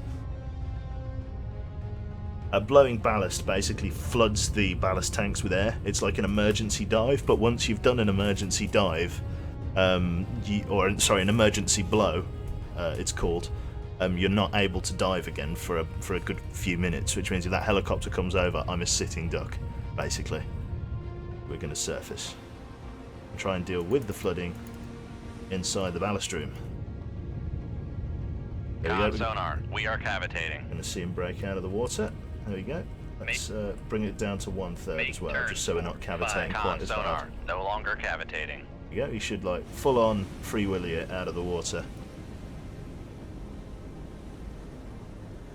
Yeah, it's really a US Seahawk. Secretly a US Seahawk. Should break the surface soon. There he is. Wow, good lad. You can see the cavitation though, when you get too close to the surface. Right, so deal with the flooding. Is it pumps? Yeah, we're going to try and deal with this flooding. Con, maneuvering, making turns for 5 knots. Is he flying this way? He's flying north. I'm going north. He's probably chasing me. Second we see a black speck on the horizon is the second we run for our lives. I can't quite deal with this flooding, which is annoying. What about the reactor space? Nope. Can't seem to get the flooded ballast tank to agree with me.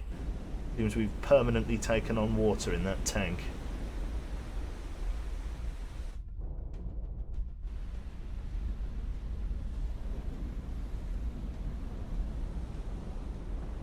Set the wrench onto the flooded compartment. It literally will not let me.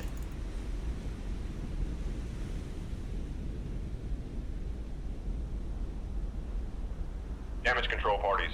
Lay to the control room. Ah, there we go. Damage control Propulsion. parties. Lay to the engine room. Propulsion. Oh, so it doesn't match up at all. Never mind. Okay, so it's propulsion that was flooded. There, that explains it. Apparently. Keep our eyes peeled for flellyhopters.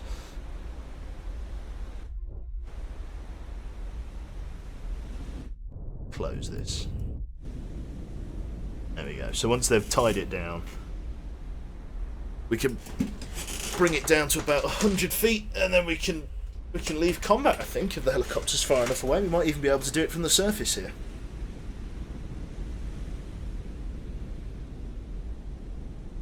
This game's Cold Waters. Yep, that's right. We got the tanker as well. Let's see him. Is he on the bottom? Oh my God! Look at what we did to him. Jesus. Very nice. That must be where the fire started. It like blew upwards through the deck. That's very nice. But the hole we left was down here. Very sizable hole there. Lovely. Two dipping sonars out here. He's coming for my booty, isn't he? Yeah, he's coming this way. Right. If we've tied that down, we're going to bring it down to 100 feet. Make depth 100 feet. Dive by. You're going to get to see a slow push into the water here. A stealthy dive as the planes and the ballast tanks both drain to allow us to dive down. A nice slow descent into the water as we slip beneath the waves. And just like that, she was gone.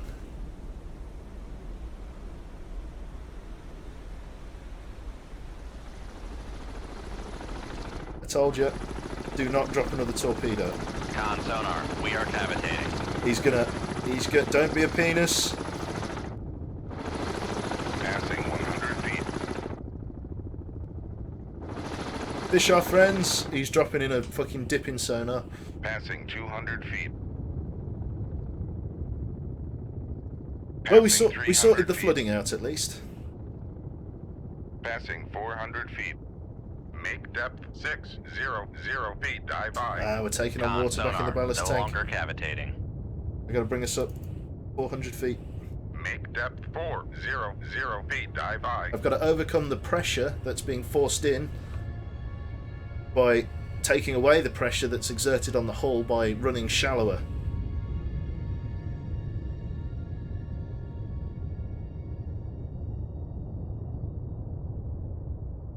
Can we pump out at 400 feet? It's not fully flooded the room. There's a tiny gap. There's a slither of air about an inch big on the top of the room. Hopefully, bringing us back up to 400 feet should be sufficient enough to begin pumping it out again. As I say, it's propulsion that's flooded. Con sonar, we are They cavitating. are cavitating. Bring us down to a Con sonar, no longer cavitating. head full. Is that sufficient enough damage control? Yes, yes it Con, is. dive at 400 feet. Dive by. He says it's sufficient enough. It might not actually be sufficient. But I think we're pumping it out very slowly. What I'm talking is absolute drivel. We're barely pumping it out. Let's bring it back up to 350 feet, Make see if depth that's 350 feet. Dive by. substantial Con enough. sonar, we are cavitating. We are no longer cavitating. We're right on the threshold of cavitation then. Bring us down to head turns for standard, that's right. 7 knots. Maneuvering I. Bring us up to 200 feet. Make depth 200 feet. Dive by. Con sonar, we are cavitating. There we go, 200 feet. Passing 200 feet. It's still flooding, yep, so we can't leave yet.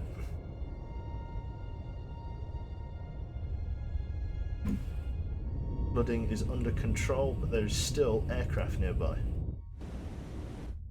Right, take us to a head flank. Take Make us turns as for fast as you 2, can away. 8 We can't go knots. any deeper than Maneuvering 200 feet, because the helicopter's just going to poo in our cereal, so...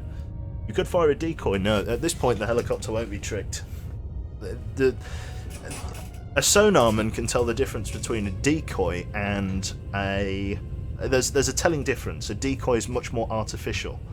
An actual submarine, the sound is much more organic, and as a result, a sonar operator can tell the difference. Unfortunately, or fortunately in our case, a torpedo can't. A torpedo cannot tell the difference between what is a torpedo and a submarine, hence why decoys exist in the first place. So that is exactly what's occurring there. The man with the van that's fixing the boiler has left. He is no longer on the premises. Which probably means the new central heating boiler's in, which is good, because it's the original central heating boiler we got with the house, and therefore it is old. Very old. Eternal, I did miss your message there. How is it going today? How are the waters today? The waters are... it's just got one helicopter in, and it's causing me more trouble, this single helicopter, than any helicopter has ever caused me in this game. Turns for 2, 8 knots. It's unbelievable. Like, it just will not leave me alone. We're just going to speed up time and see if we can't open the distance. Is that something on... Is that a surface contact? Oh no, I see him! Bugger off. Bugger off. I can't go deep. I can't do it. I can't dive. I'm taken on water. He is. He's just chasing me. That's all he's doing. Where are you, you motherfucker? Leave me be. Does not want. Let me go. Let me leave this place. I don't want to be here no more. Yes! Yes! Yes! Yes, we did it. We got away. Oh, God. Oh, how long was that? What year is it? Oh, God, that took like an hour and a half. Oh, God. That was like an hour and a quarter. Whew. Good God. Right. 3 years later. Literally. Good grief. But we wanted to sink them. Fucking give me a medal. I want a medal. We sank a Knox, 2 Perrys, an oil fleet tanker, a cargo modified tanker, a normal tanker, and a small cargo ship. We have 10 torpedoes and 4 decoys remaining of the set. We took damage to torpedo tube 6. Mission update. Congratulations on a job well done. Those supplies will hurt the enemy big time. Await further orders on the downlink. Gib medal. Yes! The Presidium of the Supreme Soviet expresses his heartfelt congratulations and takes great pleasure in awarding the Order of the Red Banner to Commander Quebec, Commanding Officer of the Komsomolets K-278, for conspicuous gallantry and intrepidity in action against the enemies of the Soviet Union on the 8th of November 1984. Commander Quebec's inspiring initiative and unwavering devotion reflect great credit upon himself and uphold the highest traditions of the Soviet Navy. Yes! I spent about half the arsenal, but we did it. Yes! Medal for the collection.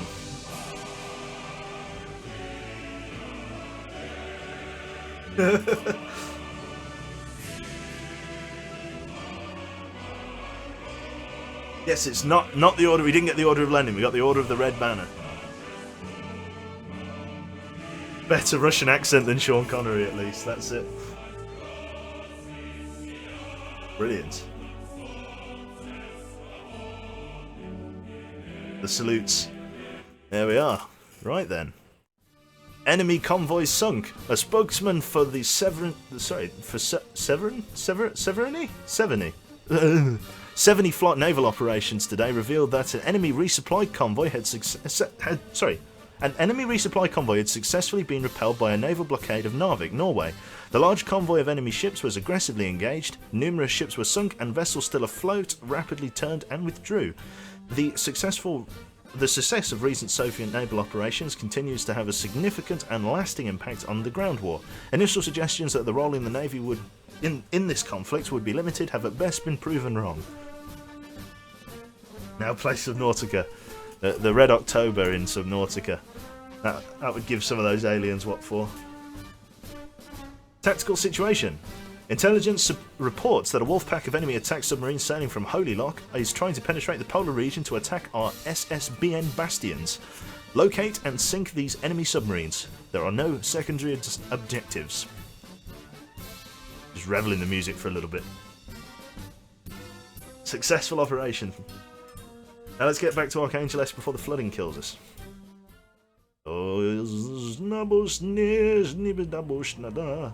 Let's go.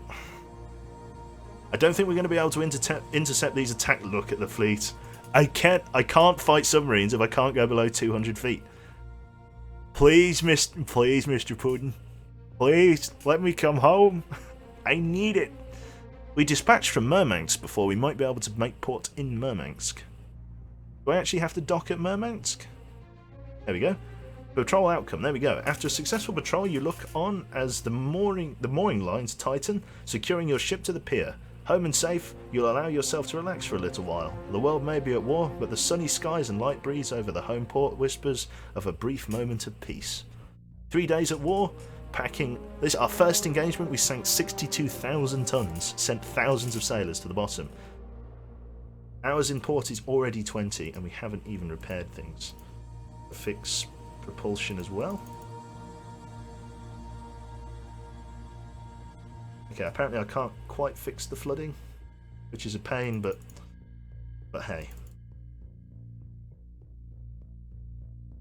We will be able to at least pump it out, because the hole's been fixed. So, let's rearm and repair as well. We're going to need to go to the weapons here. Should we not bother with the SSN-16s? In fact, we'll take a couple again. And we'll take 4 this time. And we'll take as many U-sets as we can carry there. Let's reload 2 decoys. So we've got 4 in the tube and 12 in stores. 79 hours in port. Oh my god, is that what we're after there? Yep, they're going after our Arctic convoys. We need to get up here. God, they're fucking... Oh my god, he's on a tilt. The rice bowl downhill. Let's try and sink him. There we go, we found him. There's no way that a casual patrol will be operating this far up here. So, we have a new sonar contact bearing 10, designated as Sierra 1. Our depth is 600 feet, heading 309. Speed is 22 knots. Local conditions are clear with a gentle breeze, and there is a weak surface duct and thermal layer occupying space 205 in the feet scale. Yes, in the scale of feet. We're actually just going to man battle stations. We're not going to close to any specific range because the enemy submarine sonars are going to be way more sensitive than I can provide. So we're going to immediately rig for ultra quiet. Rig ship for ultra quiet. We're not in very much water. We've got to get ready to tango as it is. We're going to set all of our U sets for same level search. So they're all going to, rather than go shallow, they're all going to search along the bearing in which we fire them at the same depth. So the depth will not change. Have we got any icebergs up here today? We got one out there, a nice big iceberg out there. Not too much else though. Quite sunny. Con sonar, new contact bearing 014, designated Sierra 1. So quite a loud submarine for what it's worth. We can see his high band. Eugenius is showing. Right, we've also got two high band frequencies there. We're dealing with a permit. Con sonar, Sierra 1 is classified as submerged submarine. Permit class submarine. Let's read the statistics. 4,300 tons, 84 metres. Test depth is 1,320 feet. It is a quiet submarine, much quieter than ours. It's got a low-frequency passive sonar with a towed array. It also has a radar system. It has a full arsenal of missiles, which is curious. They've got the Sea Lance, T-LAMs, TASMs, but the ones we're really worried about are the Mark 48 torpedoes, and not so much to a degree the UGM-84s. They can't really engage us down here, so the Mark 48 is going to be the enemy's primary weapon. The Permit is an older sub, but it's perfectly capable of detecting 160 decibels, and that's what we run at. 12,000 yards, he's running 10 knots, which means he's a little bit more... He's a little bit less cautious than he might have otherwise been. 10 knots is probably keeping us alive here. If he slows down, though, he'll probably detect us. 84 knots, or sorry, 84 decibels, so it's quite quiet today. And there's barely any room to manoeuvre, shallow Arctic water, such as it is. Now, we could have a friend. He might not be alone here.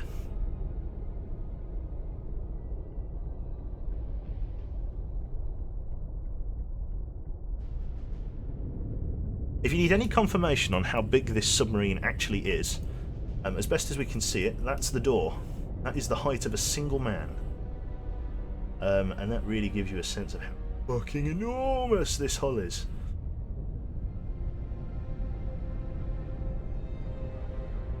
Very big, yes, bigger.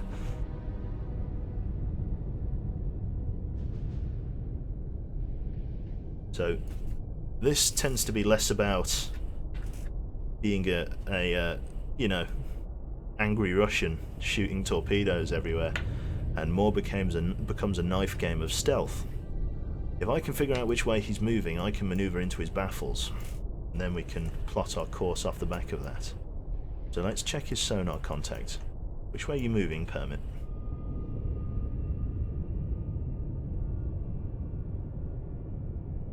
Hard to say. Let's just change course briefly. Let's change our heading to 332. So helm, come right to 332. Come right to 332, helm aye. It's going to turn us in. That's going to change what bearing we're pointing him at and improve our target motion analysis. So we're now changing to the second leg of our TMA. Target is at 11,000 yards. We are just teetering above being detected on the low frequency passive. Make turns for 3 knots. Make turns for 3 knots, maneuvering aye.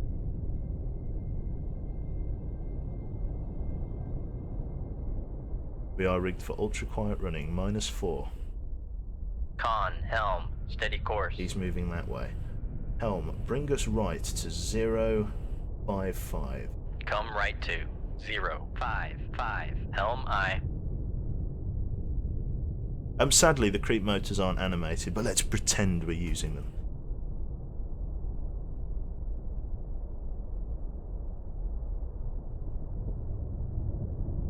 I don't think there is a key binding for the creep motors, unless there is.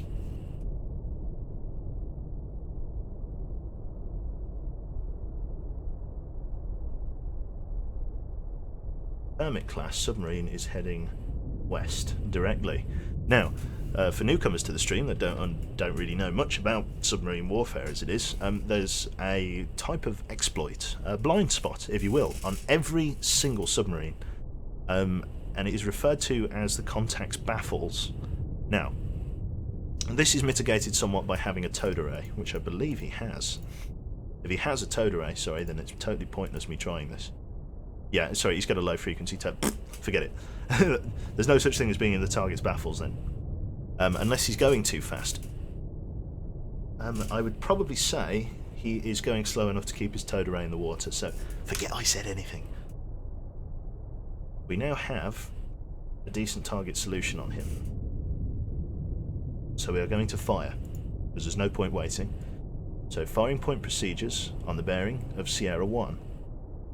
Bearing 358, range to enable 4.7 thousand yards. Ship ready, tube ready, fire tube 1. Shoot tube 1. Aye, sir. Weapon has cleared the tube, weapon running normally. We're going to... The wind has just ripped my window open.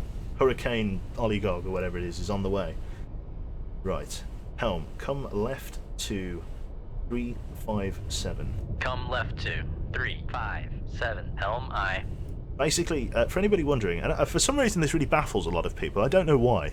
I guess it's because I played so much armour, and in armour it's a perfectly normal mechanic, but these torpedoes are wire-guided. And a lot of people think, wire-guided? What do you mean by that? I mean literally wire-guided. There is a bit of wire strung behind the torpedo for the entirety, like coiled around the torpedo, and like an extension lead, it unwinds and unwinds and unwinds as the torpedo travels out. And what that allows you to do is change the course of the torpedo and change its firing point procedures and everything like that while it is in transit, in case the enemy makes a course adjustment after you've fired the weapon. So it allows you to change the direction the torpedo is travelling and at what depth and so on. Very helpful.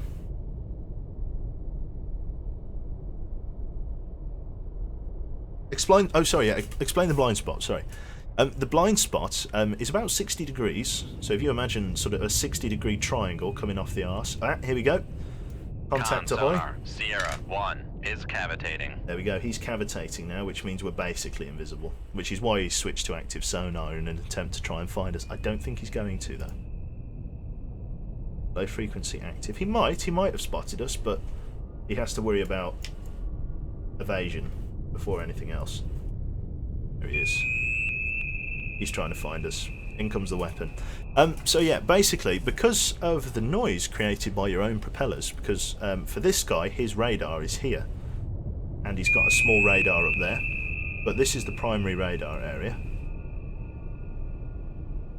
Let's activate the weapon. Fire control. Weapon acquired. Here we go. Let's try and scare him. Con, helm. I'll explain this more in a little bit, because this could get nasty. He's pointing us to fire a weapon. Is he going to speed up? That's the question. We need to get him. Not fire a weapon at me, you son of a bitch. He hasn't even had time to manoeuvre. There's nothing he can do. He knows that he's buggered. Con, sonar lost contact. Sierra 1, last bearing 356. Contact breaking up. So, yeah, basically, like I say, blind spot in the arse. Because of the noise created by your own propellers and your own engines, your own sensitive sonar equipment isn't able to see behind you.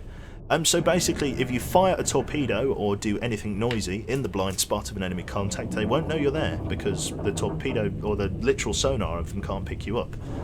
Obviously, the alternative to that is to fit a towed array, which, interestingly, is what looks like an exhaust is. It's not an exhaust, it's a nuclear-powered attack submarine. It doesn't need an exhaust. It's actually a modification, because this is an older submarine, it doesn't have it built in, a modification for the towed array wire. Because a towed array is literally a box of hypersensitive sonar instruments that is literally towed like a trailer behind the submarine by literally a mile or several kilometres if you like, several nautical miles.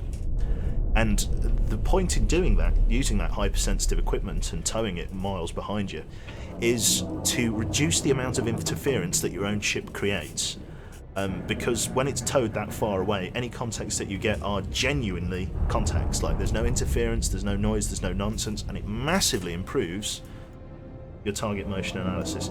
This guy is sinking like a feather. He's just not going down. We've probably only just overcome the ballast tanks.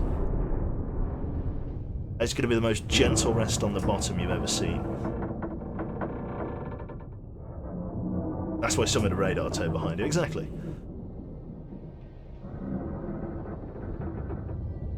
That boat does look a little bit broken. I'm just going to wait for him to touch down. Like Neil Armstrong on the moon, this is. Give him a minute. The cruise escape, surely? Probably, yeah. The escape depth for these submarines tends to be about 600 feet. So, providing that they weren't instantly killed in the release of pressure caused by a breach in the hull, because if you basically think spacesuit, if your spacesuit penetrates, then you basically blow up like a balloon, basically, and just pop. And submarines are exactly the same thing, because they achieve the same form of, basically they use air pressure to keep water out of the submarine, which means if you have a sudden rupture, basically all of the oxygen in your blood, everything like that, it all just expands over a single visceral instant. And if the pressure is too unequal, it literally it's just maximum internal bleeding, basically. You do just pop from the inside.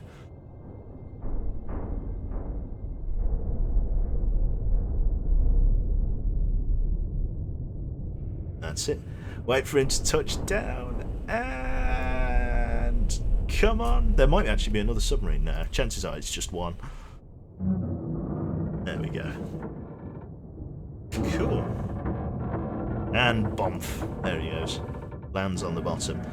The thing is, potentially in this much water, if there were any crew left inside, say for example like the Kursk disaster, there weren't any crew left alive at the end of that, but if there were, they're definitely in shallow enough water to be recovered, but they're miles away from home. They're converting a very deep sort of attack, like covert operation in Soviet waters, which we are flying under the hammer and sickle. So yeah, it's not likely they'll be able to send a recovery fleet up here. So yeah, these guys are doomed to stay at the bottom.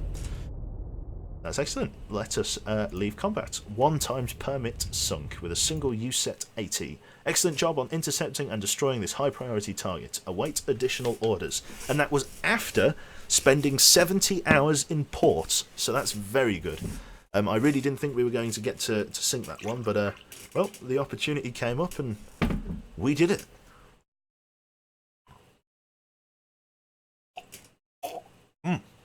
Drink of water. All right.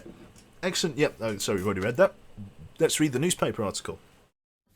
NATO subs spooked. 13th of November 1984. Incidents involving attacks on Warsaw Pact naval forces by hostile submarines in and around the polar region have rapidly diminished. An anonymous spokesperson suggested increased Soviet submarine activity in the area was a contributing factor. However, the VMF, which is the Soviet Navy, has declined such claims. Without the threat of submarines, naval operations are becoming more efficient and suffering less losses. Warsaw, I believe, he either tried to type Warsaw Pact and failed it, or that's like the Navy branch of the Warsaw Pact. Either or either.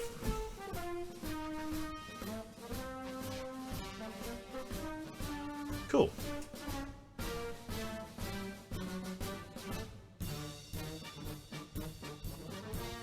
There you go. Right then, so, let us continue. So, there we go, another resupply fleet. Fucking hell, our favourite. Another hour and a half, it looks like. Intelligence data indicates the enemy plans to reinforce at Trondheim. A convoy of supply ships is believed to be leaving the UK via its northern approach, and you must intercept and destroy this convoy before the landing of additional troops and or materials occur. Navigation ops is depending on you. No other ships or planes are in position to intercept the enemy in time. Primary objective: locate and sink the enemy freighters and resupply vessels. Yeah, ships, sorry. Secondary objective is to locate and sink any escorting ships if possible, but it is secondary. We don't like the game. We like huge explosions and giant gaping holes and sinking mechanics in the game. Yes, exactly.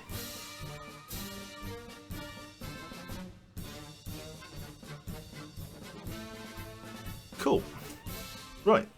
So we've got to get to Trondheim, which is... Oh, is that Trondheim or Trondhelm? Trondheim, I think.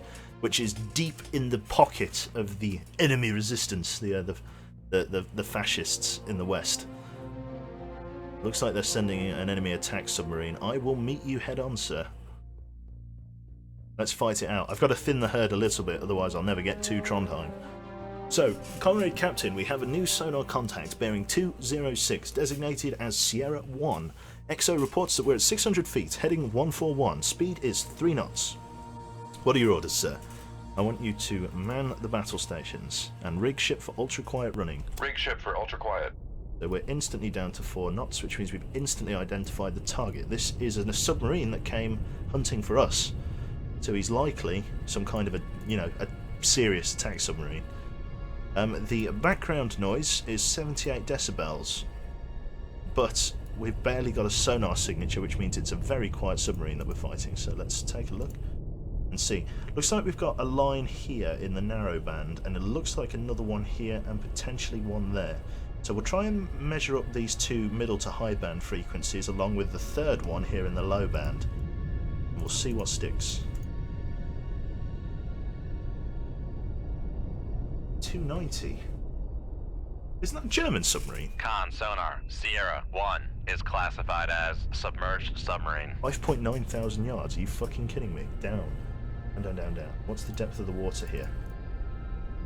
Bring us deep. Bring us to 2,000 meters. 2,000 feet. 2,050 feet. 2050 feet, dive by. Take us all the way down. I want to get well away from this guy. He's dispatched a torpedo on us. Right, we're going to snapshot on the bearing of the target. Okay. Ready tube 5, snapshot on the bearing of Sierra 1. Ship ready, tube ready, fire tube 5, sorry. Shoot tube 5. Aye, sir. Immediately set the weapon to run.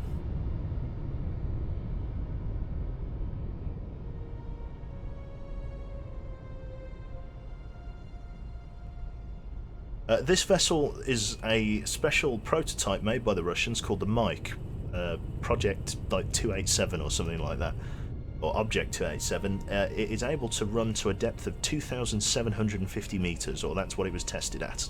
Con fire control, we've lost the wire. Lost the wire, aye.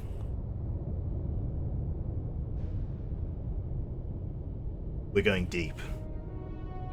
Very deep. In an attempt to evade this cretin. Bring us down to 2,000. Passing 1,100 feet.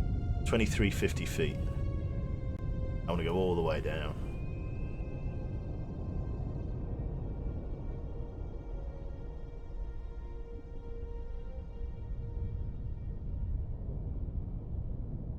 Weapons still coming in. Got me dead to rights. We're in his baffles. He's coming right. Let's speed up. Make turns for 28 knots. Maneuvering aye. We're in his baffles, but he's sped up.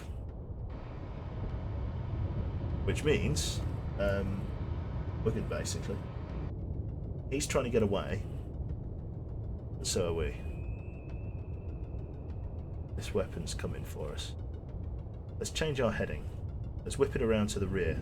Come be left. 328 Come or left 326. 326. Helm aye. Whip us around. Take us off the bearing of the enemy weapon. He's up here. Actually, keep us on course. Keep us on course. Come right to. Sorry, I thought 2, that was the 1. weapon that was Helm chasing aye. us, but that's our weapon. Here's his weapon. Way too shallow. Never going to see us down here. Let's just make sure. Let's come down to 500 feet. 2,500 feet. 2,500 feet, dive by. We're now not even in the same bracket of ocean that he is. Over it goes.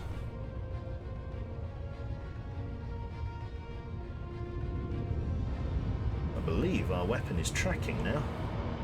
Con helm. Steady There course. we go. There was a course adjustment from our torpedo there, which means he has acquired a target, which is Con perfect. maneuvering. Making turns for 28 knots.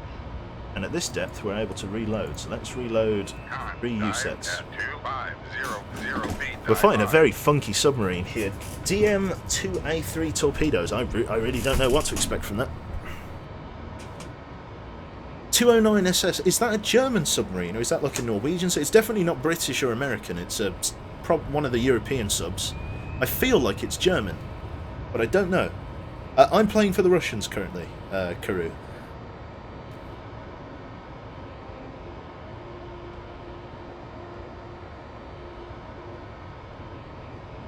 It is a German submarine, I thought so. The Russians tried attacking us, or the Germans tried attacking us once. Bearing 225. There it is.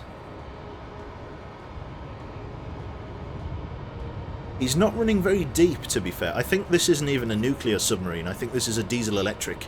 Very quiet, though. 120 decibels. Con, torpedo room, tube 1 ready. The wire is cut as well, which means this torpedo just has to search.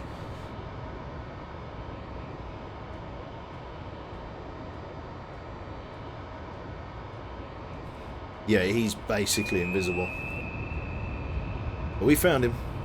Here we go. Hit home. Con sonar, noisemaker bearing 2. Very close. Oh, didn't help him. Con Contact sonar breaking up. regained contact on Sierra 1 bearing 227. There he goes. If anybody's wondering why that Con 3D sonar, model... Torpedo in the water. Torpedo in the water. Bearing 038. Ah, you swine. His bloody torpedo sucked up on me. And look how deep we are as well. 2,500 feet and it's sucked up on us. That is very unfortunate. We're just going to have to open out range.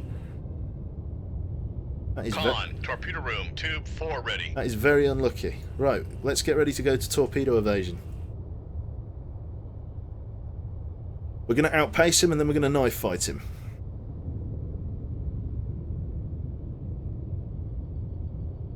We're already at top speed. What we're going to do, we're going to rise. Let's get up. So vent ballast and bring planes to maximum. We're going to raise in altitude and then we're going to sink rapidly. We're going to give him the seesaw effect so that he has to travel the furthest distance between us and him. So we're going to come up and then we're going to dive again. Passing 2,000 feet. Passing 1,900 feet. We'll come up, we'll slow Passing down. 1,800 feet. Passing 1,700 feet. Passing 1,600 feet. Con, torpedo. Passing 1,500 feet. He's right up my ass Passing here. 1,400 feet. Passing 1,300 feet. Passing 1,200 feet. Got a knuckle. There we go. Passing 1,100 feet. Not done anything. Passing 1,000 feet. Passing 900 feet. Drop a decoy. Passing 800 feet. And now dive. Passing 700 feet. Should turn in on the weapon here. I've made a mistake. Con, knuckle formed. Should always turn in on the weapon immediately afterwards. I don't think I'm going to be able to outmaneuver him here. Passing 700 feet. No, no way. He's going to pick me up again. Passing 800 feet. I'm going to go under him. Passing 900 feet. Passing 1,000 feet. Oh! Knuckle formed. Shitting hell. Passing 1,200 feet. Passing 1,300 feet. Passing 1,400 feet. Passing 1,500 feet. Passing 1,600 feet. Passing 1,700 feet. Con, knuckle formed.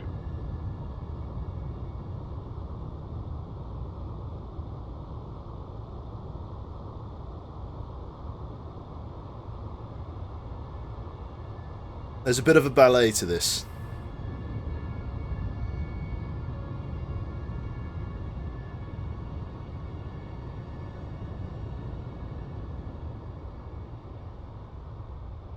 Get out of this Passing circular 1,700 search. I can't Tokyo drift this guy. He's coming up on my Kabooten Scooten. He's coming in. there he goes. He's got me. Let's give it a flick of the other way. Knuckle formed. Knuckle Passing formed. 1,600 feet. Turn in on him. Turn in behind him. Quickly. Dive.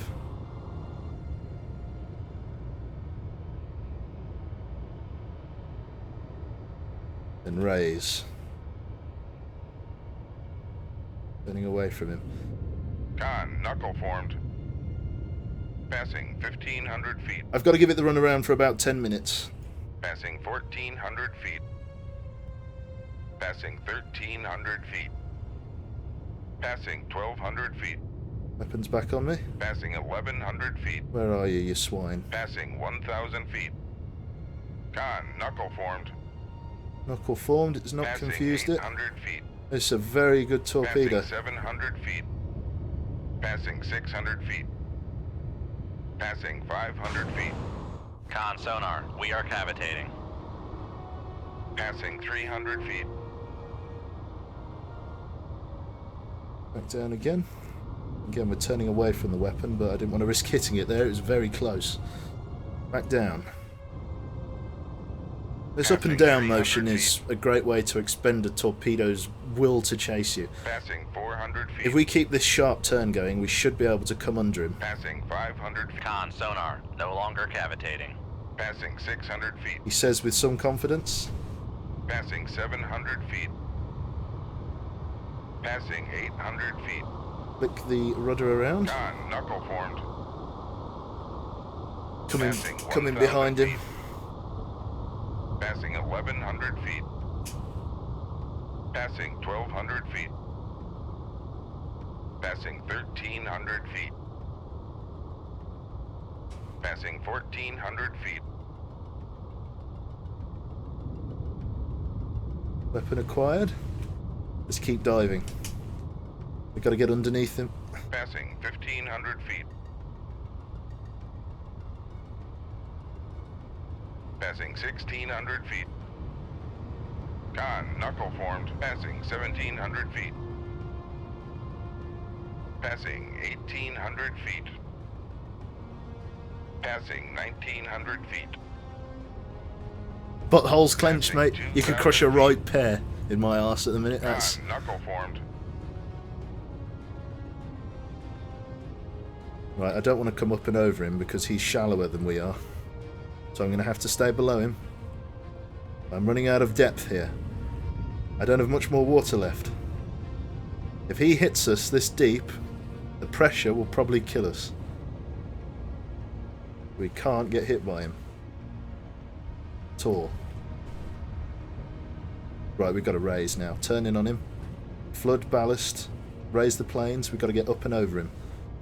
Begin our ascent. There we go. Give us a flick of the right. Go Con, right above knuckle him. formed. Excellent. That was a good. That was textbook.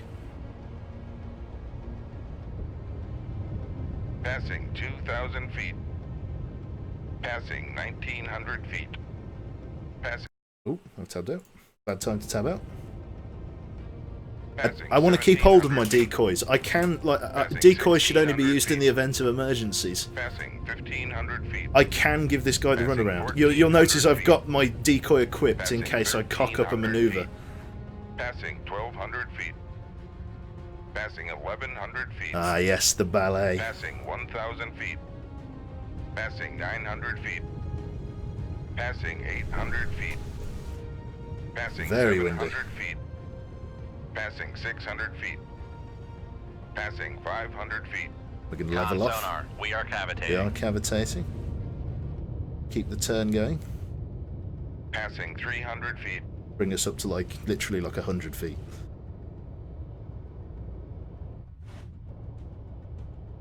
Passing 200 feet.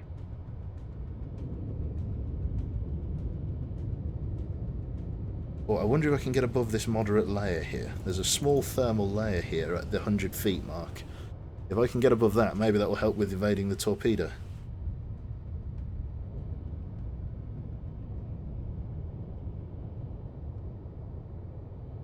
Passing 100 feet. There we go. Level out. Con, knuckle formed. Let's stay behind him. We now can't see him, which means we're now driving via this screen here. As long as I stay behind the torpedo, it can't chase me, so... If we see a little yellow indicator up here that shows a torpedo, that's when you need to, you know, poo. Because that's when shit gets real.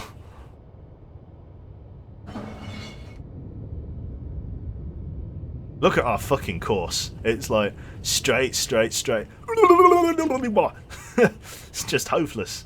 Look at that. That is proper torpedo evasion. Right, if we haven't evaded this submarine properly, now is the time we'll find out. So we're going to break out of the curve and we're going to come the other way Knuckle formed. and try and create distance. Let's see if if it was a successful evasion. Yes! Yes! We did it! And we didn't even fire any of our mobile ship decoys, so that's fantastic. That's brilliant. So we have now evaded the weapon. Oh, man! Oh, my back, my brain, everything. Jesus Christ. We got away. Oh, that's so good. He says it's coming around for a second pass. It could pick us up here. No. Yes. We've done it. We got away. Jesus. Oh. So we were just going to literally just leave it running at a head flank and let us open up some distance. Oh my God. And breathe. Breathe, damn it. Oh, God. Yes, that's why the Commander Quebec, that's it. Oh, God. Oh, shit, it's picked us up. Shit, boys. It's back on us again.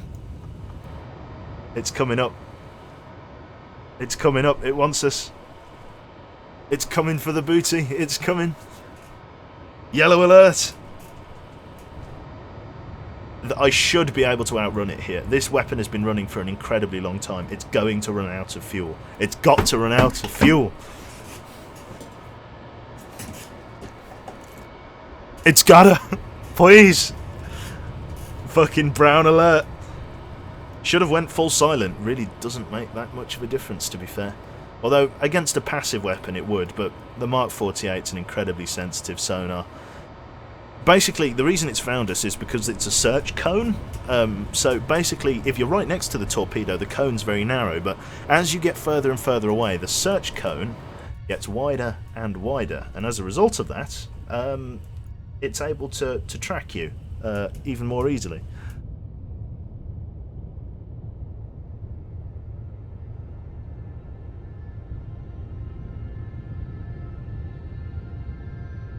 What are all the dots on the minimap? That's just tracking our course, so where we've been.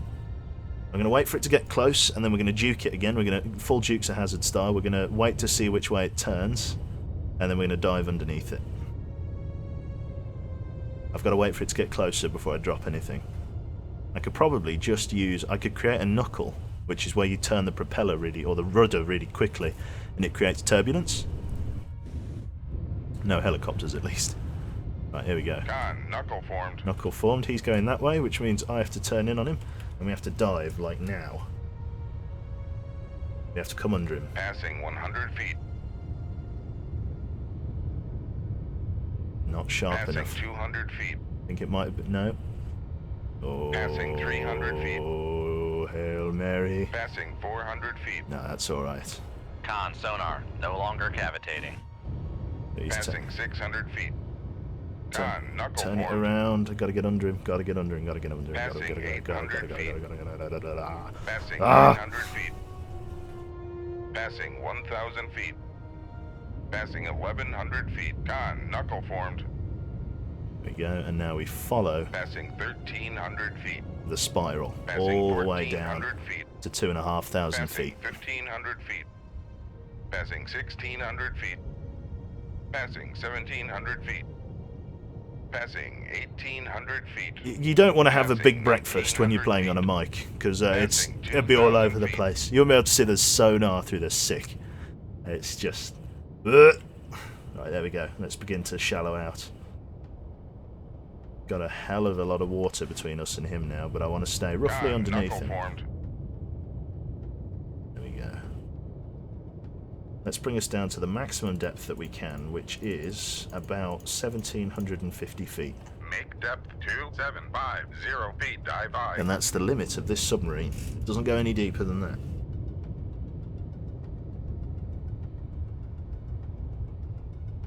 We are a very long way from the surface.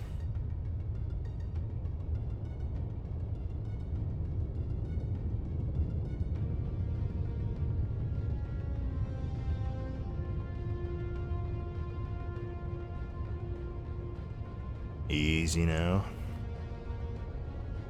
Wait, hang on. What the fuck? Run out of fuel. Just stop. Do you know what I mean? Like, good grief. How long have you been running for?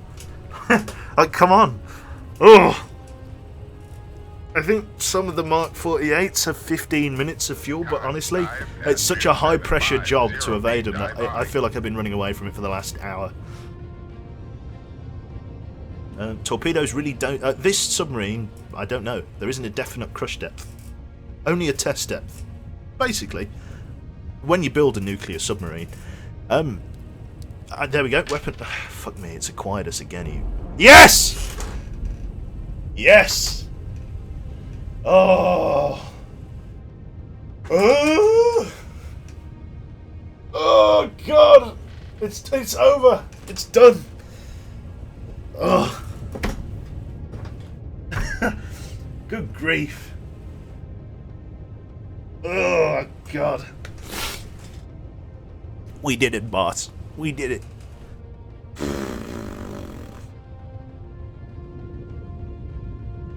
Oh, God.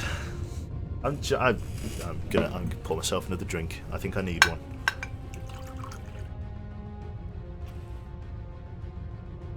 How long did that take? Forever. Now try evading 2 or 3 of them, and that's when just everything goes to hell and back. Now change your undies. Have a cold shower. Right. Well, we can officially leave combat for the use of only one USET 80. We sank an enemy 209 German, I believe a diesel electric submarine. Don't think it's a nuclear one.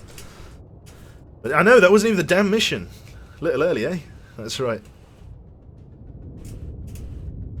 Oh, God.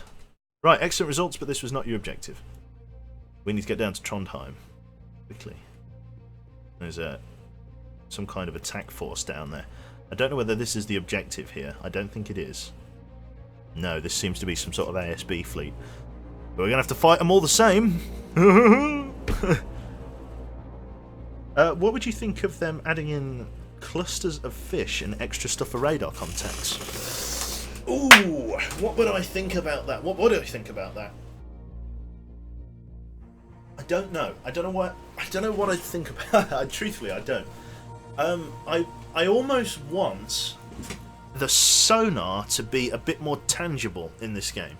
So for it to literally be sonar, that I have to literally like literally an actual like sonar dish. You know what I mean? Like proper sonar acquisition, identifying targets like that, rather than the game putting a little marker on my minimap saying, "Oh yes, sonar's found this thing."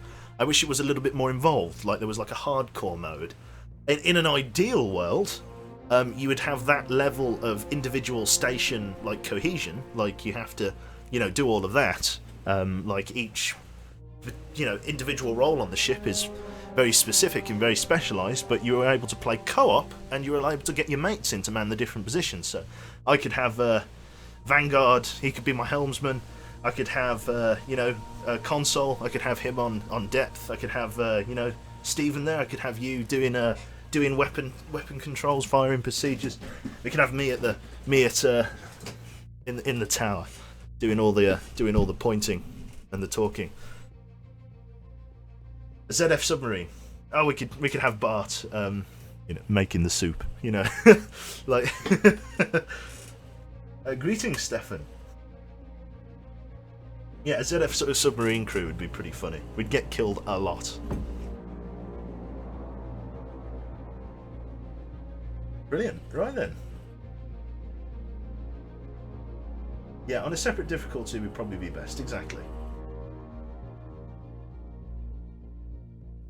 Right then, Bart is the ship's cat. Imagine Womble trying to read sonar. Imagining anyone trying to play this game. Like, I should say, this is not a very casual game. Like, even on its, like, default, you know, adept level difficulty, you know, like the medium brand, it's still actually quite difficult. It's very easy to get detected. You don't... It's one of these things that you have to learn how to play in its own right, because it has a very particular way of, you know, doing things. You have to know about submarine warfare in order to make this work, which is what I like. It's actually very good. Yeah, if Cyanide's specialty is jets, which it is, jets and helicopters, if he works in the sky, I work in the sea. Like, I absolutely love submarines. They're absolutely perfect. If they could add a decent submarine mod to, like, armor or something like that, like, where I could literally, like, go and attack enemy shipping and, like, in an armor, you know, esque style fashion, have individual crewmates in the same way you have to have individual crew on a tank. You have individual operators for your submarine. Perfect. Absolutely perfect. What a thing it would be. But such as it is, it isn't. So, Digby would command the surface ships. Yes, he'd probably command a destroyer if his World of Warships streams or anything to go by. So yeah, that'd be amazing. The most we have for subs in armour is SDVs. I know, it's really disappointing.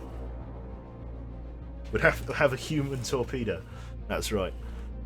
It'd be Cyanide with a pair of armbands and some flippers. And we'd fire him out of the torpedo tube with a knife, with a grenade, or something. Right then, okay. So, okay, what do we? Was this a surface contact? Yeah, sorry, I think it was. Let's. Not close to 20,000 yards. Let's go to just all battle stations and rig for ultra quiet running. Rig ship for ultra quiet. It is night. It's quite calm. Conditions are very quiet. 75 decibels. Moderate layer should keep us hidden for the most part. 2 surface contacts. Definitely an ASB fleet. We need to find out, or an ASW fleet. Sorry. Anti-submarine warfare. New contact bearing 221. Designated Sierra 3. The plot thickens. 3 contacts is a little bit interesting. Let's begin with Sierra 1. As we slow down to 5 knots, I'm actually going to turn away from the fleet here. Come right to 294. Helm I. Go. Let's begin signature Oh, position. yeah. Fafrey, thank you very much, my man. Willkommen. Welcome aboard. Da.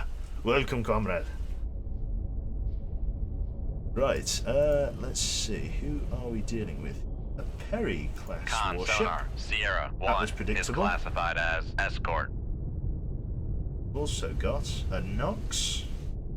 Predictable. Con sonar Sierra 3 is classified as escort. We don't have like a janky warship here, do we? Like a janky capital ship.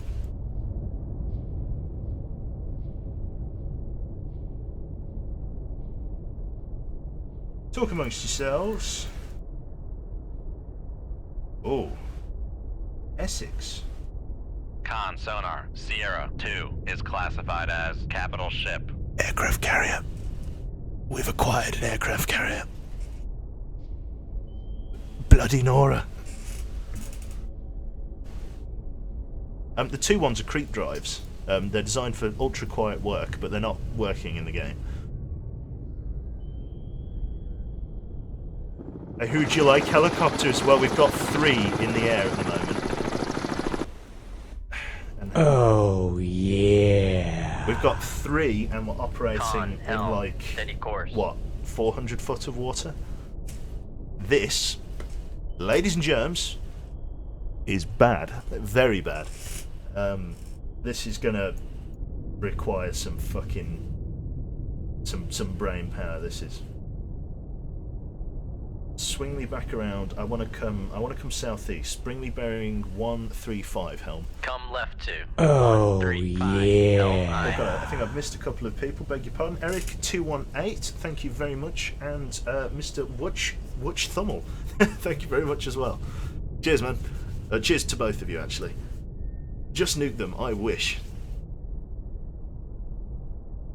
Yeah, I wish. I wish I could just nuke them.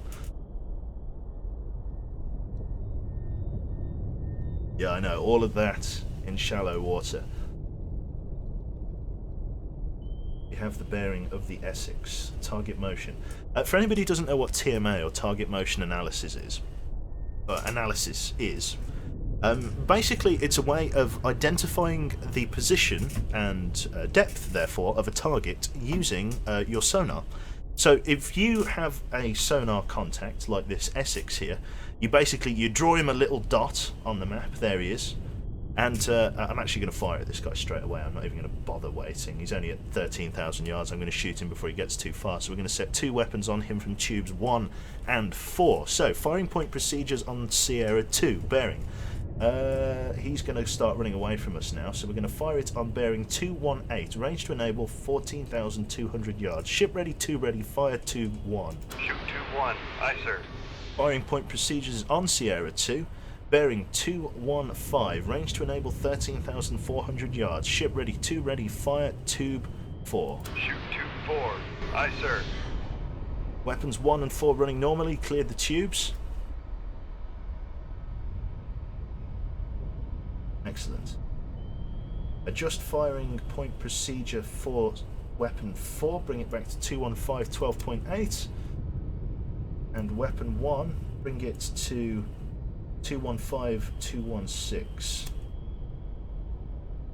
So they're now going to hunt him down. So I have been detected. But they don't know exactly where I am yet.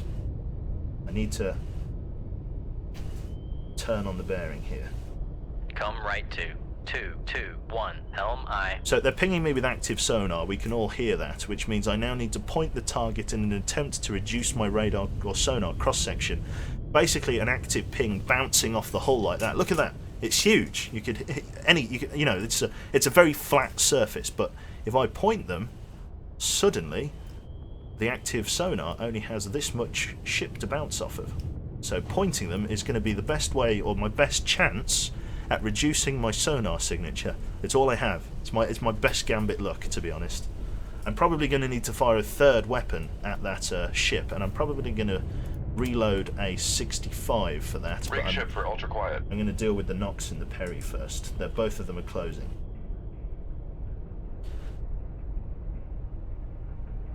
I shouldn't have done that. Damn. No, okay. I'm going to have to reload that, and I'm going to have to... torpedo room, tube. Rig ship for ultra quiet. Okay, perfect.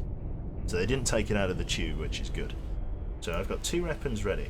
What I'm going to do is I'm going to snapshot on the bearing of Sierra 3 and Sierra 1. I'm in 2 shallow water. Con, sonar, torpedo in the water, torpedo in the Fuck! water. 2-0. Fire a decoy! Fuck me. Con, sonar, we are cavitating. Right, okay. Snapshot. Snappy. Go. Right. Snapshot on the bearing of Sierra 3. Fire tube 2. Fire control, we've lost the wire. Snapshot on the bearing of Sierra 1. Fire tube 5. Fire control, we've lost the wire. Fire control, we've lost the wire. And we've got the ice cream man coming as well. It's all going to hell. Drop a decoy. This is going to require some fucking knife fighting. You don't even fire know. Control, we've lost the wire. Knuckle formed. This is going to be fucking tight. Holy shit. Right, reload. Con, sonar, lost contact. Sierra 1, last bearing 197. Contact is in the baffles. Contact is in the baffles. Con, sonar, regained contact on. It's fucking Sierra ice cream torpedo. 1, bearing 198. Con, sonar, regained contact on. Knuckle formed.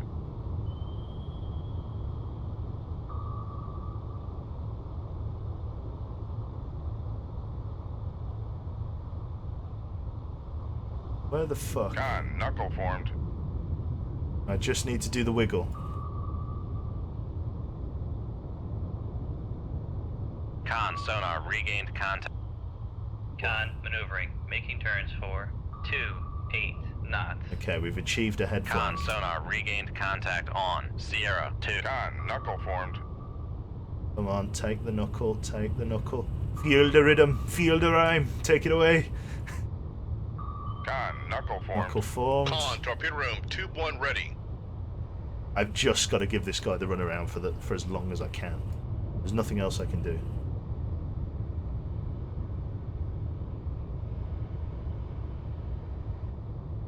Jitterbug boogie. Con, knuckle formed. I have to try and sink this capital ship. It's going to be a hell of a hit on the enemy if I do. Maneuvering caused him to lose the wires. That's exactly right. So I just have to hope they're going to hit home. There's 4 weapons in the water. Con, knuckle formed. Hopefully one of them will find their mark. It's difficult to say. There we go. That weapon's enabled on someone. Con, knuckle formed. Go on, go get him. Go get him, lads! Con, sonar, torpedo in the water, torpedo in the water, bearing 195. Okay, so we killed the Perry. Now dealing with 2 knuckle weapons. Con, torpedo room, tube 2 ready. I'll turn him, Tokyo Drift. I'm not going to out-turn him. Decoy. Oh, Motor fuck! ray has been damaged. Right, Con, knuckle formed. planes are damaged. Planes are damaged. We need those Damage planes control back. parties. Into the torpedo room. Con, sonar, torpedo in the water, torpedo in the water, bearing 159.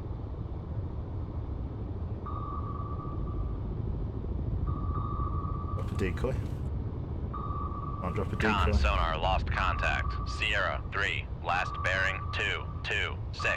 Contact breaking up. Need a Con, knuckle. knuckle formed. Give me the knuckle. Feel the rhythm. Feel the rhyme. Go away. Oh no. Oh, it's so tense. It's not even funny. Right, fire a decoy. Con, torpedo room, tube jammed on launch. We're going too fast. I can't slow down either. Con, sonar, regained contact on. Sierra 2, bearing 21. I don't have the means to Con, slow knuckle down. formed. I can't. I'm not deep enough. And if I do, the helicopters will get me. I have to stay at this depth. And even staying at this depth is a bad idea, but this is all I've got. I've got nothing else. I can't fire any decoys out of the tubes. Look, you were reloading into a fucking MOSS. That's happening. This is a thing.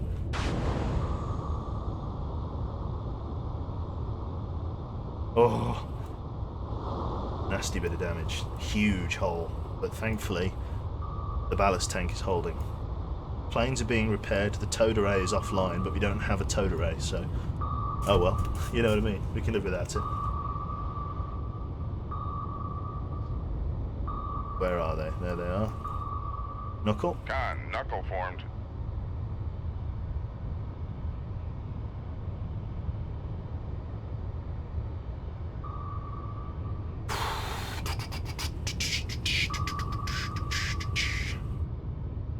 Con, sonar, lost contact. Sierra 2. Con, knuckle formed. Contact is in the baffles. The Essex is trying to run away. We've at least sunk 2 of them. At the very least. I don't want to book it to the edge of the map because Con, torpedo room, tube 5 ready. I don't think those 2... Con, knuckle formed. Oh, this is bad. This is a tricky maneuver here. Stinks of a bad idea, sir! Right, we're gonna have to come up. There's nothing else for it. Passing 400 feet. Passing 300 feet.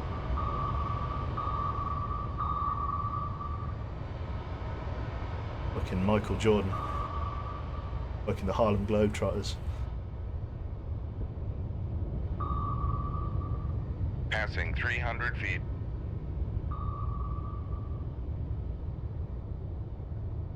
Passing 400 feet. Con, knuckle formed.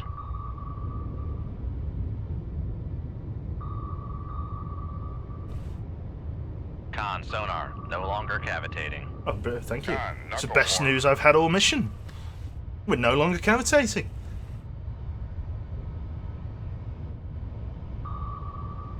Is that... Oh, that's just a sinking one. I thought that was the Essex then. Oh, I'm getting too... Mate, On. The dive planes have been repaired. but thank you. I get even better news. I've got to wait for this other weapon to acquire me before I knuckle fire my forward. decoy. Alright, Knuckles doing the job. Give us another Knuckle. Feel the rhythm. Con, knuckle formed.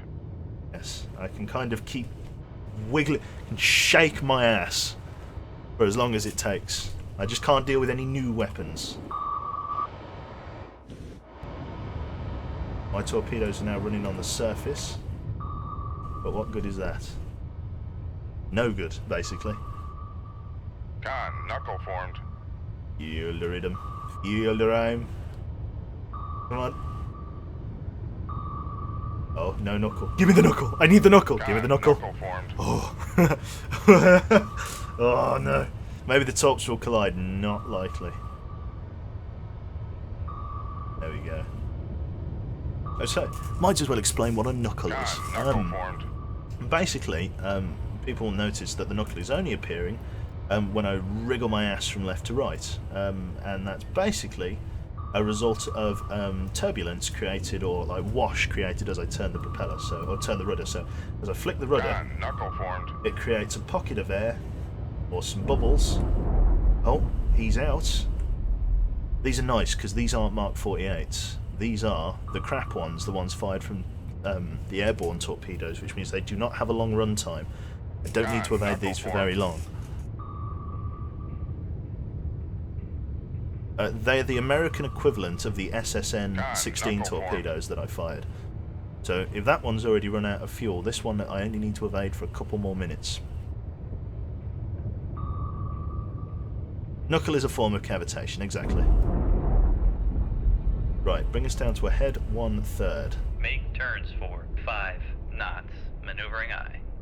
There's no point reloading SSNs. All I can do is chase this last guy. Sonar regained contact on Sierra. Come right to 215. Helm aye. Yeah, so he's down here somewhere. He's booking it. We've still got 2 torpedoes in the water there. Doesn't look like our torpedoes... Oh, he's at 70. How far?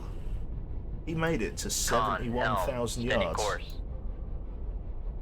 There are no vessels nearby. There's absolutely no point in trying to deal with that. So let's go to propulsion. Damage control parties. Lay to the engine room. Lay to the engine room.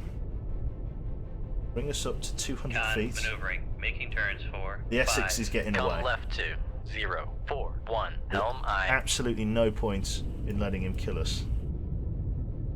My issue is now, I got a sodding great hole in my ass, and I got to fight myself a set of submarines, which is not going to be fun, even slightly. So I've got to come up to 200 feet. Oh no, up.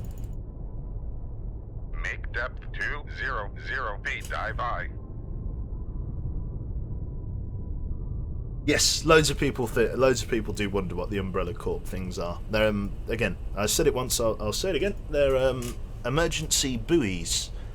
So if, say for example, if my submarine was to sink, and I needed to let people on the surface know where I'd sunk, these little things pop up. They like, and they like go up, and they're like little buoys that bob on top of the ocean, just to let people know exactly where I've sank, so that they can recover me a little bit more easily. Not this hole. This is prison rape level arsehole. This is huge. Like honestly, that's a problem. And again, I need to pump the water out of propulsion in order to really stand any chance of leaving. Just put some duct tape on it. Yeah, I wish.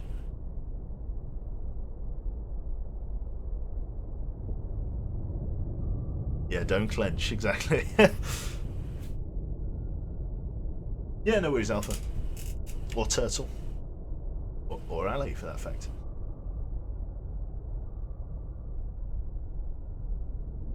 Still making our course adjustment. A couple of weapons out here. That Essex is 25,000 yards is a bit more reasonable, but I am not driving through 2 enemy torpedoes just to sink the Essex. It's not worth it, to be honest. Those bloody escort ships. Sonar lost contact. Sierra 2. Last bearing 216. Contact is in the baffle. Those escort ships did an admirable job of Con, dive at 200 feet. Dive aye. did a very good job at getting rid of me. They fired torpedoes. Well, there were actually 4 torpedoes in the water, but only 2 acquired us. They've made us take some damage, and as a result we can no longer sustain the chase on the Essex, so the escorts defended their aircraft carrier, which is well done them. You know what I mean? Can't win them all. Exactly. We just have to disengage. We can't go in on that. You got to play the long game.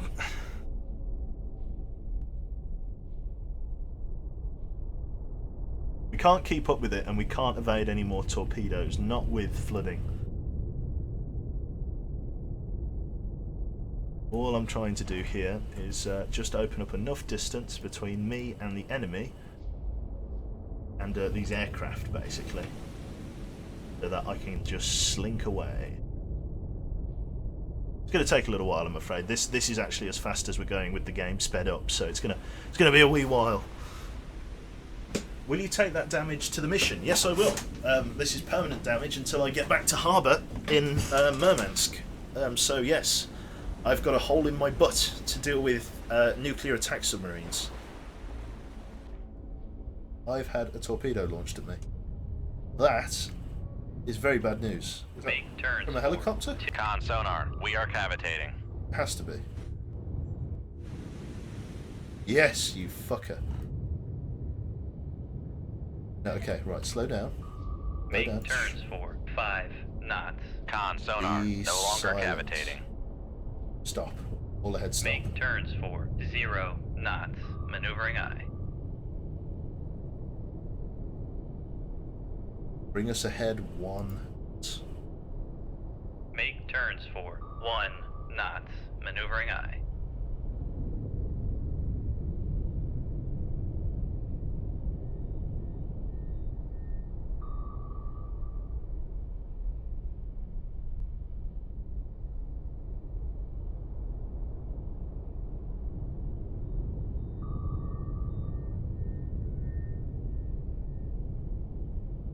Yeah, everyone, shh.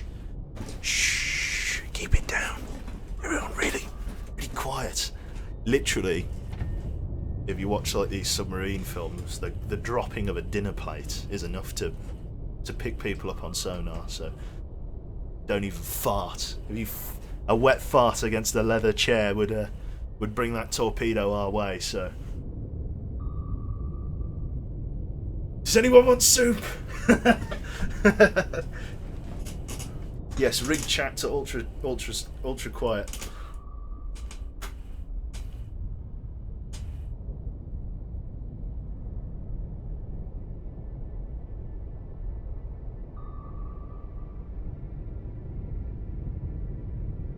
Con maneuvering, making turns for 1 knots. We just need to slink away. That's all we need.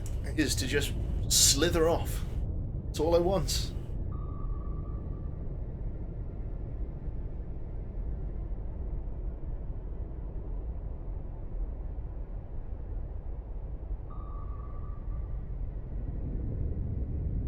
Okay, we've probably opened up enough of a distance. Helm, bring us to a head 1/3. Make turns for 5 knots. Maneuvering aye.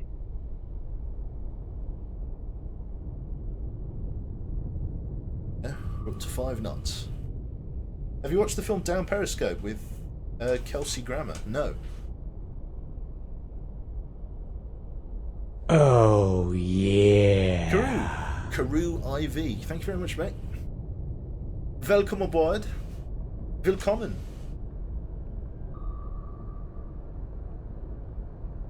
There are lots of leaves outside blowing around. We're going to get the arse end of this Irish hurricane thing.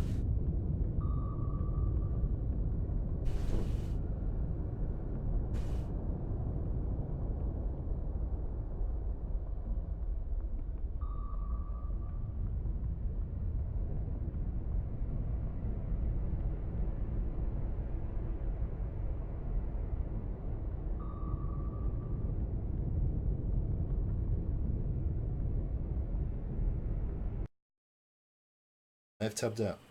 I wouldn't worry about it. There we go. There we are.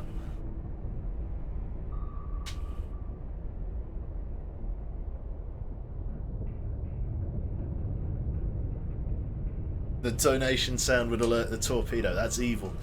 Yeah, the Stanley Parable seeping out through the cracks and the imperfections in the hull. Just the entire world points all of the weapons at us. All of the weapons.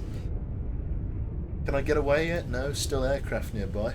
Let's bring us to a head 2/3. Make turns for 10 knots. Maneuvering aye. Let's just tiptoe away.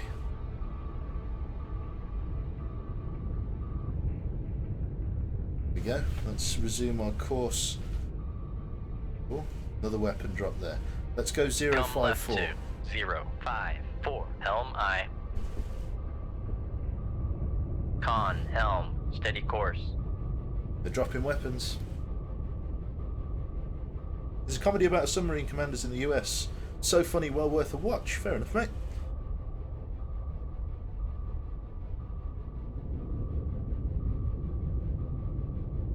What's my favourite war film? Ooh. Probably one of my favourites, actually. One of the most there's all-time classics, and then there's, you know, the ones that I'd say I enjoyed the most, the ones that got my adrenaline pumping, kind of thing. There's a film that I didn't see advertised. It wasn't released in cinemas. Maybe it was a little bit too controversial, but it was by Michael Bay. So instantly, guns and explosions. But it was called 13 Hours in Benghazi. No, it was called 13 Hours: The Secret Soldiers of Benghazi. That was a really good film. I highly rate that. Like, just if you like sort of decent action films involving covert US soldiers in a CIA base, brilliant. And it's based on a true story as well, which is perfect. In fact, if you were following the Hillary back when, obviously, before in the presidential election in the United States, if you were following obviously what the criticisms of the Hillary administration, the incident in Benghazi involving this CIA annex was one of the things that was highlighted as a problem with the Hillary administration. That was used as an example. So it was based on a true film, and it was very, very interesting.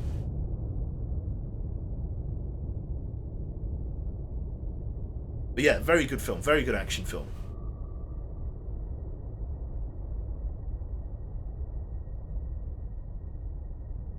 Heartbreaker Ridge. Hacksaw Ridge is pretty good. I think everyone's seen that by now, though. A film that I want to see that I haven't seen yet, and I have no excuse for not seeing it.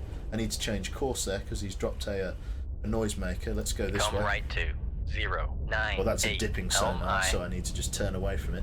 I was going to suggest something then. What was I suggesting?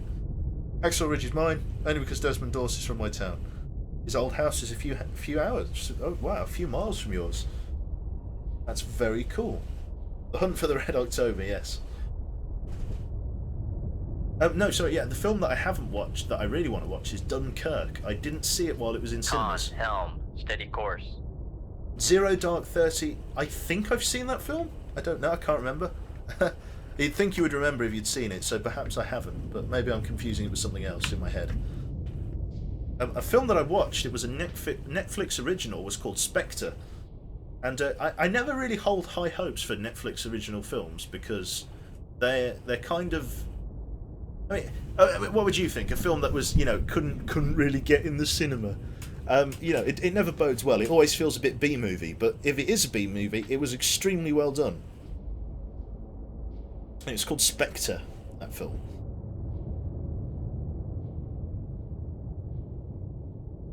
Yeah, exactly. I was quite surprised with it. Whoever designed the armour as well, like the armour at the... I try not to spoil it too much, but whoever designed the armour for the soldiers at the end, fucking beautiful, like mind's eye. Like, just the ability to just sit down and think of that armour, you know, the drawings of it, the design of it, and then being able to fabricate it into literal armour pieces, you know, even... whichever kind of, you know, Adam Savage workshop wizardry they managed to produce them with, I don't even know, but they're absolutely brilliant. Really well made. The B movie, you rate that as your war film, do you, Eric? A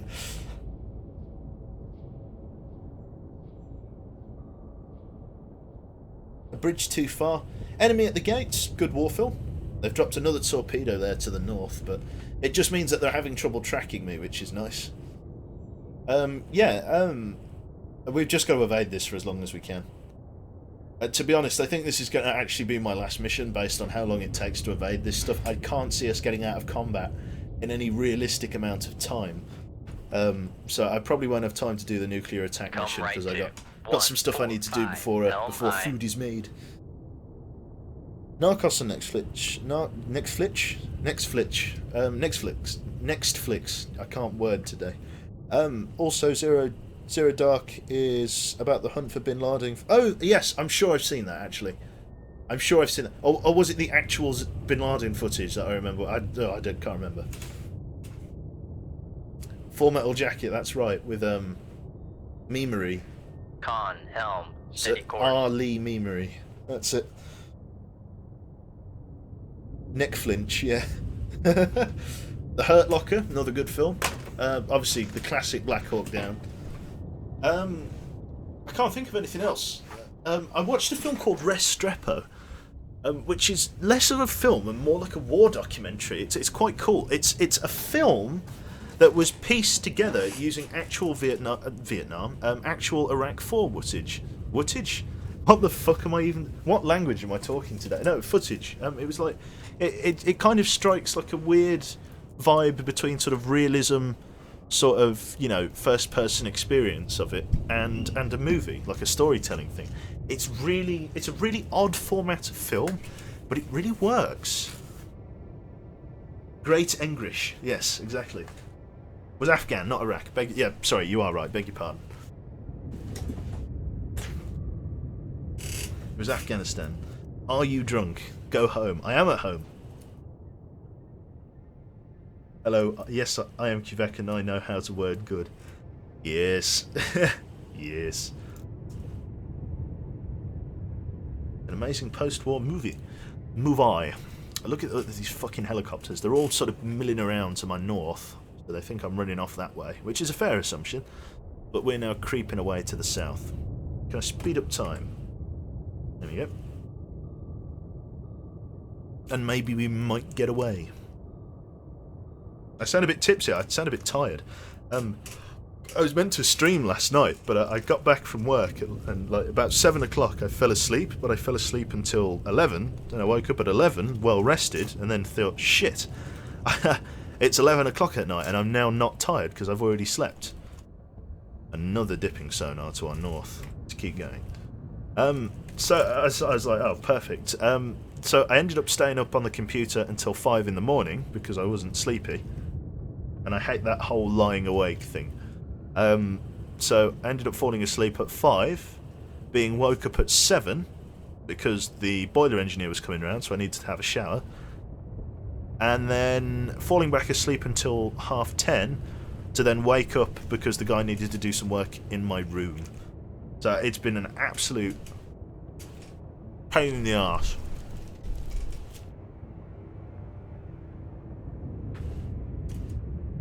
Yeah, you take care of yourself, console, mate. Thanks for coming.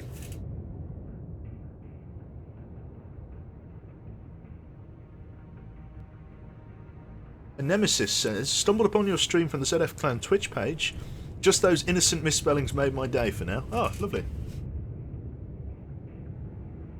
Yeah, if that kind of thing makes your day, well, look no further. And you ditch me at one... look, Jane. It's alright. I don't know. It was getting a bit late to be, you know. So my brain was just leaking. I think I ended up just watching like a YouTube. What YouTube videos I don't know. I tell you what I did find.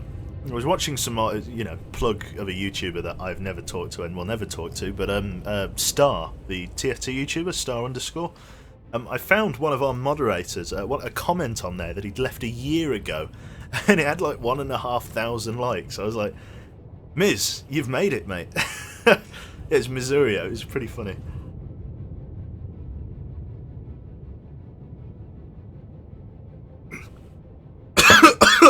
Oh god.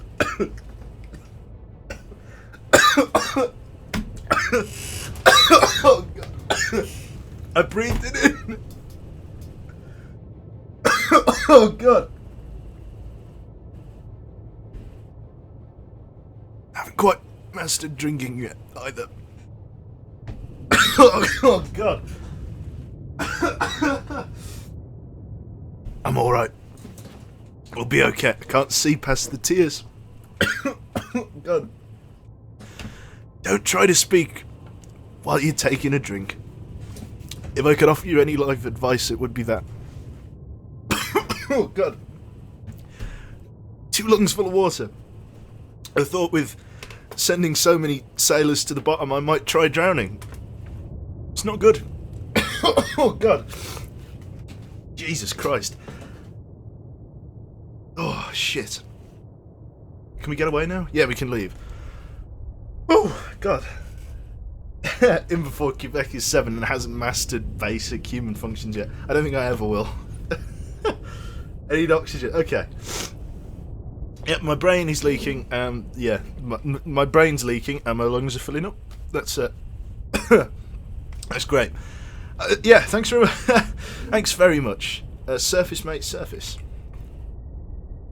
What do I need to surface for? I don't need to surface. I need to just bugger off. So I can leave now. I've got no flooding. I'm under control, but I'll have to deal with the hole in my arse another time. Oh God.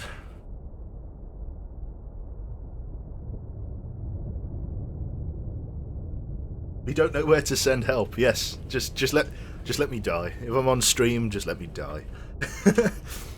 just let it happen. We can do it. I don't know. Has anybody died on stream? But I imagine out of the millions of people that use Twitch, somebody has to have died on stream. But we're not getting into that. That's a bit morbid. So that's everything. I think that's all we're doing.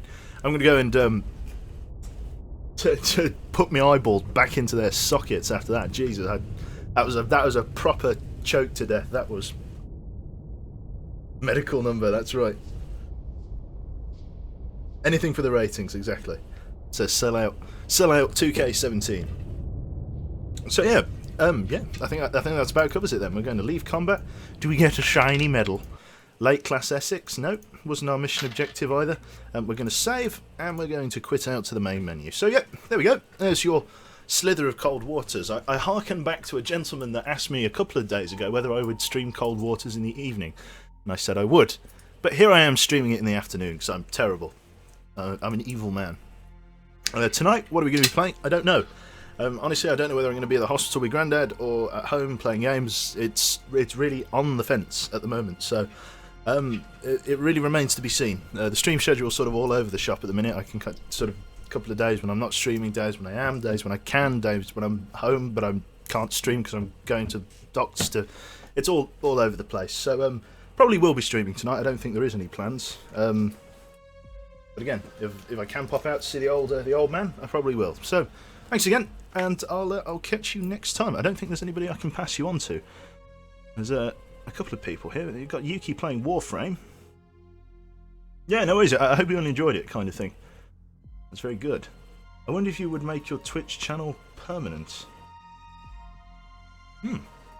See you, Dad. Yeah. Goodbye, son. Yeah. Exactly. Right, I think I'm going to pass you on to Yuki. So, /host. I haven't set up auto host. It's like the Unreal Yuki.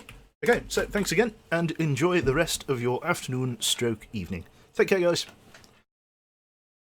Bye. Bye-bye.